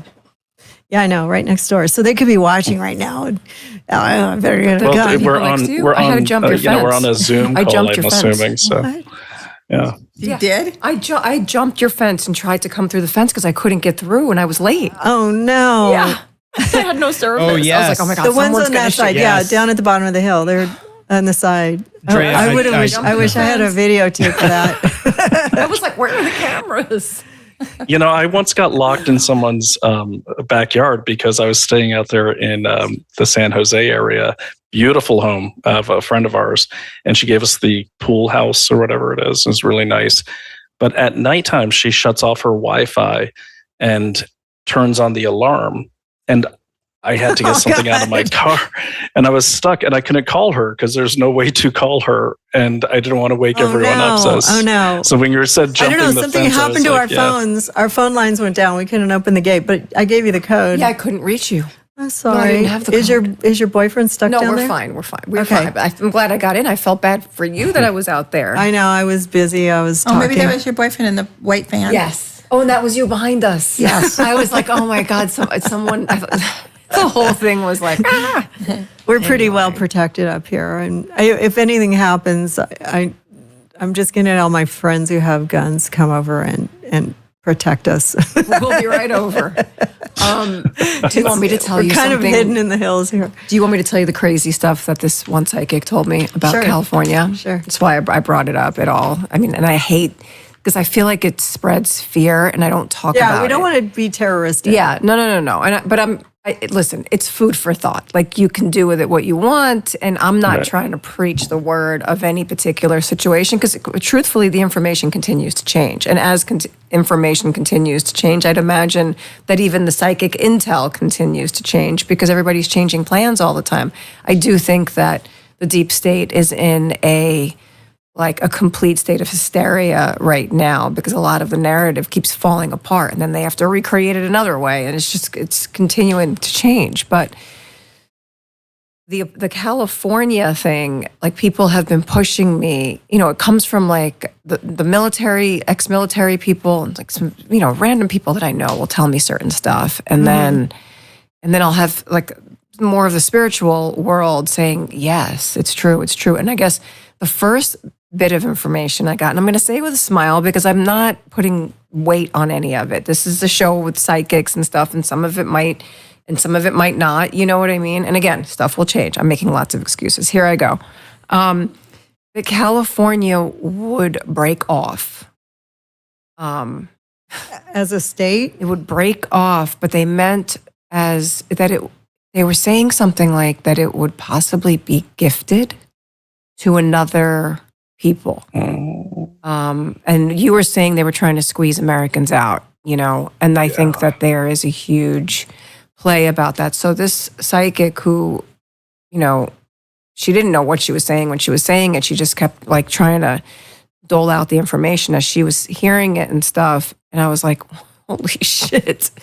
Right. And then I spoke to her again another time, and it was the same story. Right. Except it was not. It was all of a sudden, it wasn't a break off insofar as gifting it to other people. It was an actual break, that there'd be a break. Because I was asking about Mexico. I was like, should we go to Mexico? Like, maybe that's a good place to. No, it was immediate. No, like there's going to be a break. You mean the land? Yes. breaking off. Yeah, I've heard that for years. I've heard it too. And I think the plates, the earth is expanding. We have all these different things happening. God only knows. I mean, so I'm going to have beachfront property. Yeah. I don't know. When Xi Jinping went to California, it looked like he owned it already. If you recall. He cleaned up he got all the homeless off the street. Yeah, where'd they all go, by the way? Does Californians, where'd all the homeless people go? No one's answering that question. They're in Sun Valley now. A lot Where's of them are in that? Sun Valley. Sun Valley. They're like 5 miles away from me. I was just there. I was like, There was a holy bus shit. on the way here under the It's bad. It's bad here. And right, it's, silver. Was it even Silver just Lake? Studio City just has weird rumblings. Like, I always have a knife on me. The kids, I'm like, walk ahead of me. I'm like, mommy doesn't want to stab somebody today. I'm like, what kind of planet are we on? That this is. I mean, I'm a New Yorker, so I'm used to that. Exactly. But when I was younger, it felt like it was just the way things were evolving and growing, and things might even out. When you know your own government doesn't have your back, that's when you know it's just orchestrated, and it just has a different heaviness to it. And that's what I feel. And I'm not psychic, but psychically, that's what it just weighs on me. I'm sorry. I know. I'm good though. It's Happy. good, but I mean, Not happy about that. You're using your intuition, and you're worried for your kids' safety and the future of your family too. That's a very female thing to do. And but I like talking about it just because I have the need to know more and talk to people like Brian, who can, explain the politics behind the scenes, out in the universe from a rational point of view, and rational readiness is sort of our mantra here. And we want everybody we talk about it with the TWC kit, whatever, we could say rational readiness, but being rational is the best thing to do, and not get scared by terroristic acts, because they are made to make you fear for things and hide and do stupid stuff, like wear a mask. It's very clear that we are also too dumb in this country to see what's going on outside of our borders, because a lot of people don't give a shit. Like they wake up in the morning and they put on their pants, and then they get through the day and they go, oh, well, whatever, China Schmina, whatever. So I'm not that person. I'm very concerned about it. I think we're I don't want to be in a wartime because I remember my parents were, and they had to fight and they had to live through it, and it wasn't a good time. And we're not in a good time now, and we have to be really, like Rebecca said, proactive and make good choices, for our families and our children. And Drea, you're doing a great job, just so you know. I just want to let you know. I'm a good mom. Yeah, and Brian too. Like he's investigative. Watch his show. He talks about this stuff all the time. He scares the living shit out of me. But it's and I've got a 13-year-old too, and he's, now he's at the point where he's calling me and saying, "Dad, look what's happening here and here and here," and he's educating his little 13-year-old friends. Posse, and and because I know that, based on my experience and the history of it, they go after the children. The enemies go after the children. So so I'm doing my best to teach him not only that, but how to shoot, how to fight with a knife, how to fight with a machete, those kind of things. So he can be a defender when he has to be, but also can be a thinker when he has to be. Yeah, my kids don't have those skills. Dr. Drew doesn't. Easily It's a taught. balisong flipper. A balisong flipper, I've which only is like shot a a gun fidget once. spinner, but it's a knife. I know. Drea, you and I need to talk. This is fun.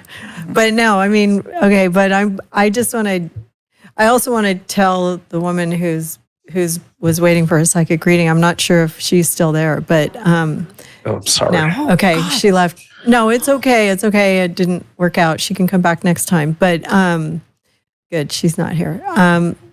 Next time. Next time. But I appreciate everybody entertaining me and indulging me in this topic, because it's something that's always on my mind. And I loved hearing Andrew's point of view. I'm glad that Rebecca can take some of the fear away, because if something was coming, she would definitely call it out. She doesn't hold back. Yeah, I usually would know when I don't see anything. No. Do you see anything great in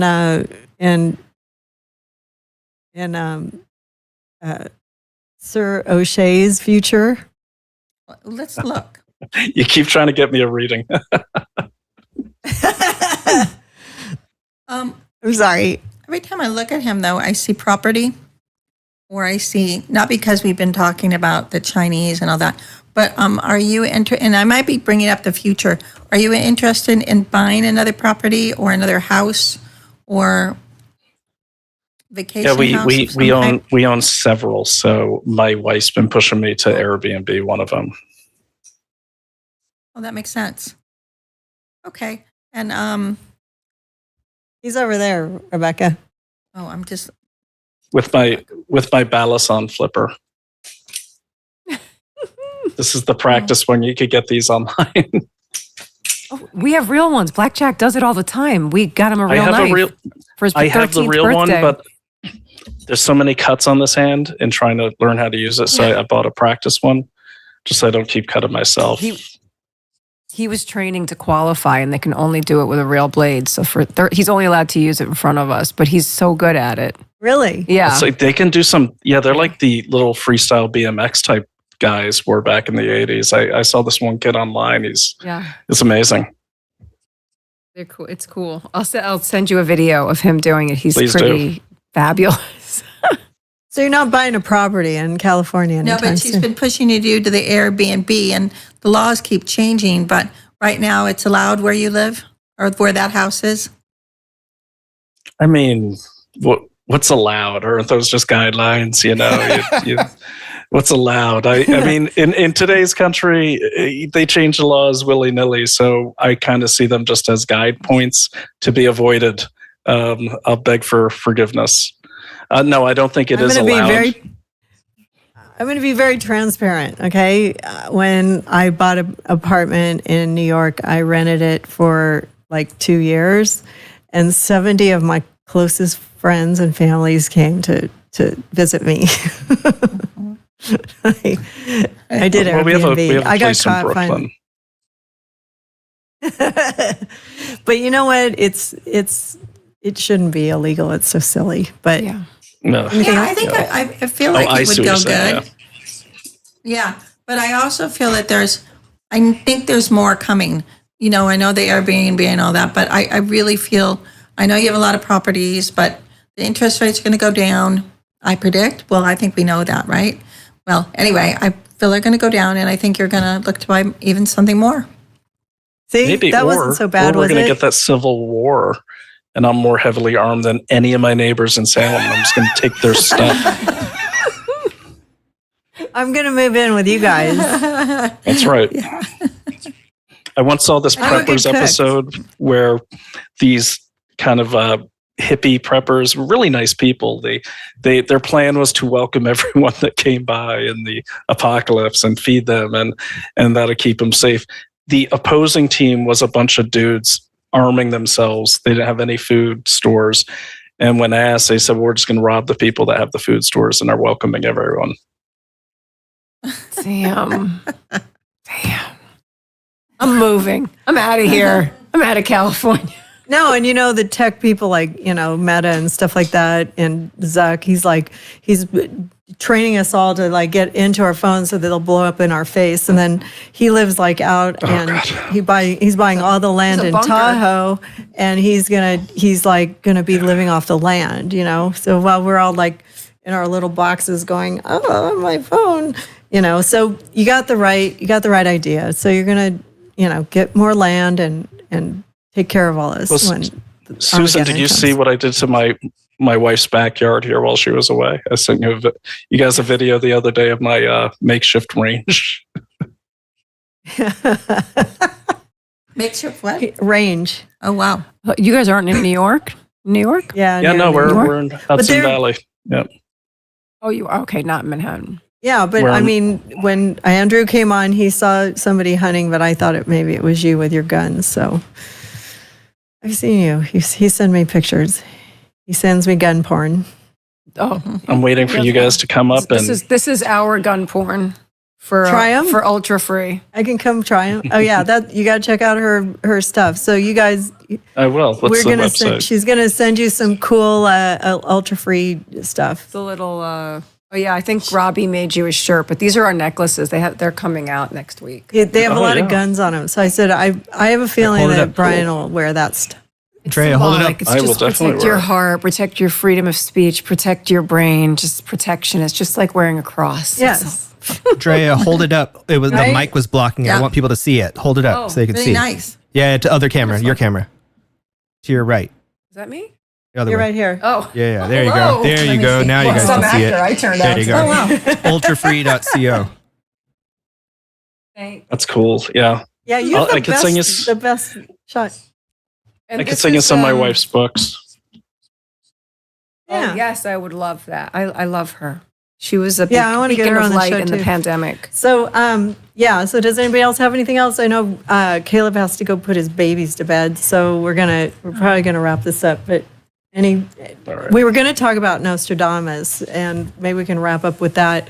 Apparently, according to Nostradamus, he predicted that the phoenix of light would come out in 2024, be reelected after a break, and we're wondering if that would be Trump. So he may have predicted it, and if anybody can make any predictions for the future like that. No, I think it's Kamala Harris. You think she's going to win? Yeah, I've thought that for a while now. Okay. A lot of people do. I think they're just going to have a selection again. I think that's how they're going to get everybody to fight. I hope it's not because Trump gets hit on the head and dies. Okay, please. I think die. she's going to don't think steal so. it. I don't think she's going to legitimately win. Maybe. I don't even think it's about her. And I heard, by the way, Yeah. another little thing that originally it was no election. Then the plans changed. Now it's no inauguration because there's going to be something I've heard Yeah. that. that pops I've off. heard that. They're going to challenge it, saying like he's an insurrectionist, so he can't be inaugurated or something like that. Is that what you've heard? I mean, the narrative is so intense right now on legacy media that they really have the liberals by the balls. And I'm a liberal. I just didn't get brainwashed. I love the statistics Drew gave the other day about how many people get brainwashed, how many people wake up, and how many people just don't want to be bothered. They just want to live life. Right. Um, It's true. Man, the odds are against us. I tell you. You guys should read. You should read that shooter's book. I was. I'll have to talk about it tonight on my show, but I read his whole book over the last 2 days at Ryan Ruth's book. It's called The Unwinnable really? War. Oh yeah, I'll send. Okay. Yeah, All right. I don't want to promote the guy, Send so us I'm a gonna. link. You can get it on Okay. Kindle. Okay. But What about I'll send him being with every? Who's the author? Do you think Ryan he was Ruth, an the MK shooter. Ultra vibe, or do you I think? don't. I mean, all of those I don't. pictures of him with Zelensky, the chef. Oh, the guy There's that the chef. that just took a shot at yeah, Trump. that's in the I book know. too. The chef, That's in though, the that book. was the chef. Mhm. You He guys has know that what I'm picture in talking his about book. with the chef? Yeah, Of the chef. So what is Oh, that? Yeah, if it- okay. So there's it's a in his chef book, that yeah. was friends with. There's pictures of Zelensky with the chef. There's pictures of yeah. Biden with the chef, and then there's pictures of Ruth with the chef, which is weird. Did you see the latest where you see the guy that looks like him getting on a Kamala Harris tour bus? That was floating What around. about the Azov Battalion stuff? Was he You know, not this in- guy- is that a rumor, or was Possibly, he not but, in the Azov Battalion? I mean, keep in mind, he wrote the book, so I don't know what's true and what's not, but it sounds like it's more like a diary. And he seems naive. I think he was on a lot of drugs. And I think he was trying to redeem himself by going to Ukraine, is what I think. Right. Wow. You could see him on his Twitter. I was marking these where he's like, I will go to Ukraine. I will go to Ukraine. And that's like February 2022. And he just keeps kind of yelling it. And finally around April, he's like, I'm going to Ukraine. Woo. There it Yeah. is. Yeah. And so, so the This is the guy that tweets, took a shot at Trump recently. yeah, it lines up with the book. And I've already copied the whole book in PDF because I figured he's going to jail. So, like, I think there's laws against him making money off a book. But the thing, I want Or to the grid will go down. Well, I want to get out copies of it because I've got to say, and I guess I'll let someone scoop me if they want, but there's some stuff in this book about the Ukraine war that I think everyone needs to see. Like, there's some Okay, stuff here. interesting. Yeah, No, that's no, all yeah, I'll that say. Today too. The guy that just shot Trump, who tried to shoot Trump. Yes, You know, one that didn't- he's. Didn't The she- one who I was don't in the even- bushes yeah. for 12 hours at the golf course. I had this wild idea. Maybe I was up too late last night. Maybe that second bourbon was a bad idea. But I got to thinking about this. I just finished the book, and I'm like, well, okay, he's wearing khakis, like cargo pants, right? But he's also wearing a bright pink shirt. And I didn't see a ghillie suit. No one talked about a ghillie suit. So, and then he sticks his barrel out. But from what they're saying, he never took a shot. I'm wondering if he wanted to get caught, or He he's could sell just his book. to get attention on this book. Wow. Oh, that is. You heard it here first. You heard it here What first. do you think, Rebecca? Yeah, it might be. It might be. Yeah, because why? I mean, he could have easily shot him, Right. and He he was didn't. smiling when he got arrested. He was smiling. He's like, He may "Woo." have wanted the attention. They're right, for an alternative reason. This guy has Makes no sense. history of violence, by the way. He has no history of violence. He has a And he's lot only of getting crimes. charged Just with- batshit. Yeah, and he's getting Just charged stupid with shit. yeah, not anything more. Like stupid O'Shea type stuff that I've been in with my siblings. Not that bad, but like, like getting arrested. One of them was like he got charged because he didn't have a license, and the next day, according to the sheriff that arrested him, he's driving by smiling at the sheriff, and he gets pulled over again. And it's just, he's not the brightest bulb on the tree, but Well, the Brian guy takes one to know one. Your insight is good. he just seems like It's the book. Not the he brightest seems like bulb, a but guy the, that but the part, wanted the stupid shit. yeah, so dumb, like so Well, dumb. And then Gotta he's look over at there. the book because You got to read the book.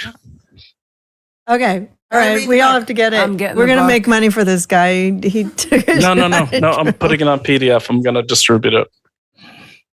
Oh, good. Good. Thank you. Yeah. And with that, I think we're good. And appreciate your time and your insight and all your investigative knowledge of so many things. I mean, I could pick your brain all day. I also want to appreciate thank you guys. for bringing, and also your show tonight. Is it live? Your show's live, right? Yeah, I'm going to have to go right after this because I'm due a show. I promised them I'd go on last night, and I got into that book, and I didn't. So hopefully my audience still likes me. It's your show. Investigate everything at Daily Investigate everything on Daily Clout. DailyClout.io. Yep. Okay, so they can find the link there, and we can see the interview. You're going to do the interview tonight about that. So everybody, check it out after this. I'm just going to rant.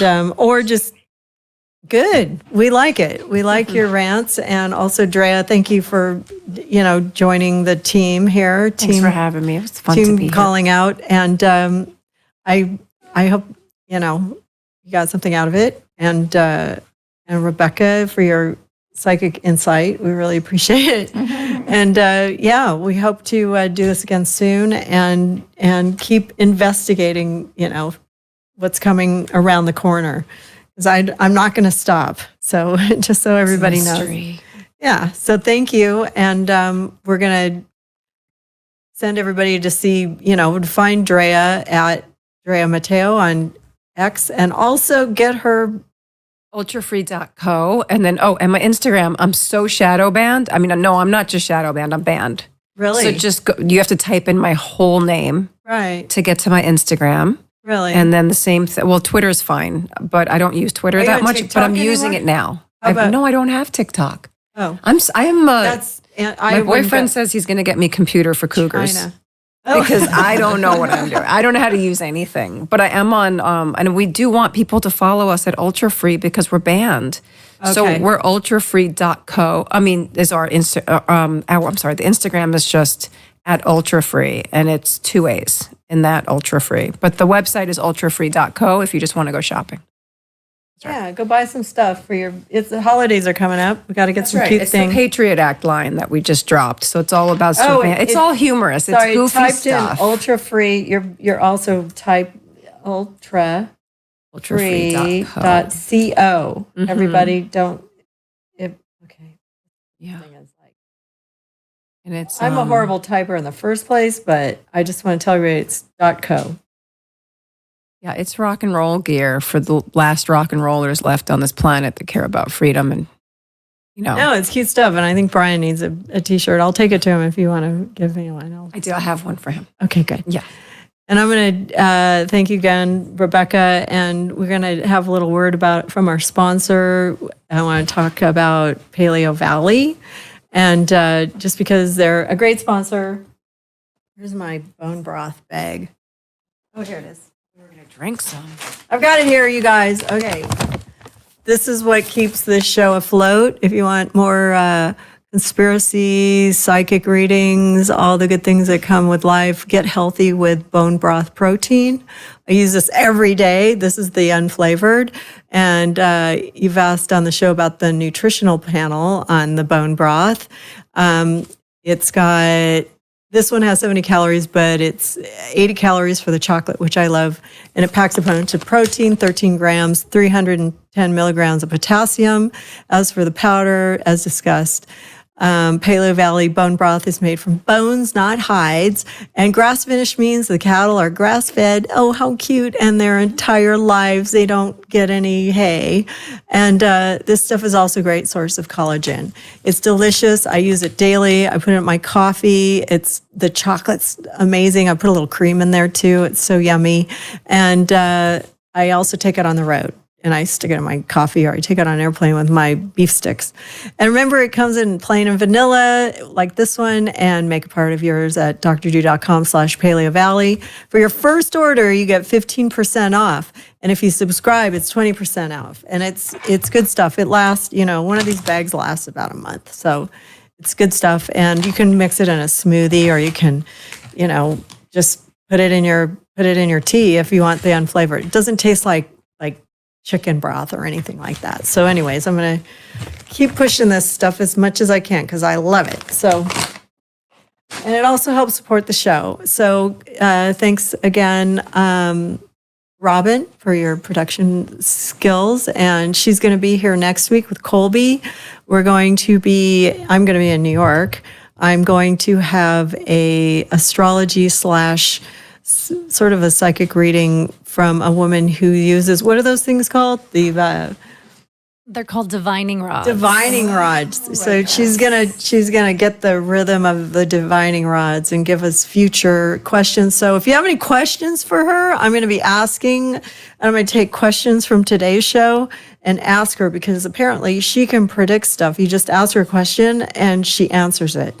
And she doesn't have any problems with being political about it. So her name is, what is her name? Leslie. Leslie. She's 3 names now. And Colby's going to be here in studio as the host, and I'm just going to be in the field. And then I have a special trip. I'm going out to Staten Island also next week to film some with another psychic medium and some special celebrity guests out there, if you can guess who it is. So I'm really excited about that.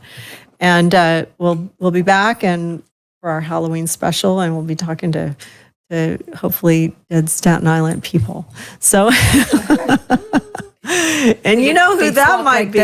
They talk like this. Yes. Whoever's in Staten Island be talking like this. They do, and I'm excited because I like these people a lot. I'm not going to tell you who it is yet because I don't want the word to get out to my medium. So, thanks again for watching. I know this is a really long show, and you guys were great on the restream and on the live chat. And somebody just said to put the Paleo Valley bone broth in your borscht. Yeah, put a little protein in your borscht. Borscht, why not? Yeah, good stuff. Anyways, thanks again, everybody, and we'll see you next time. Bye-bye. Bye. I'm excited to bring you a new product, a new supplement, Fatty. I take it. I make Susan take it. My whole family takes it.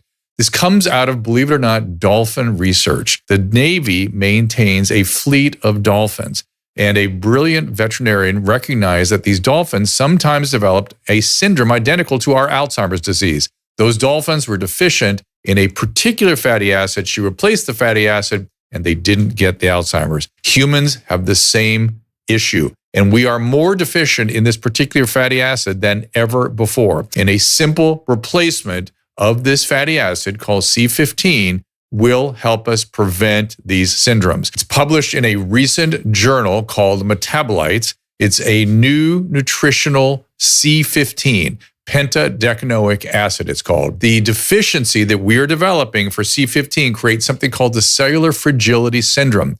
This is the first nutritional deficiency syndrome to be discovered in 75 years.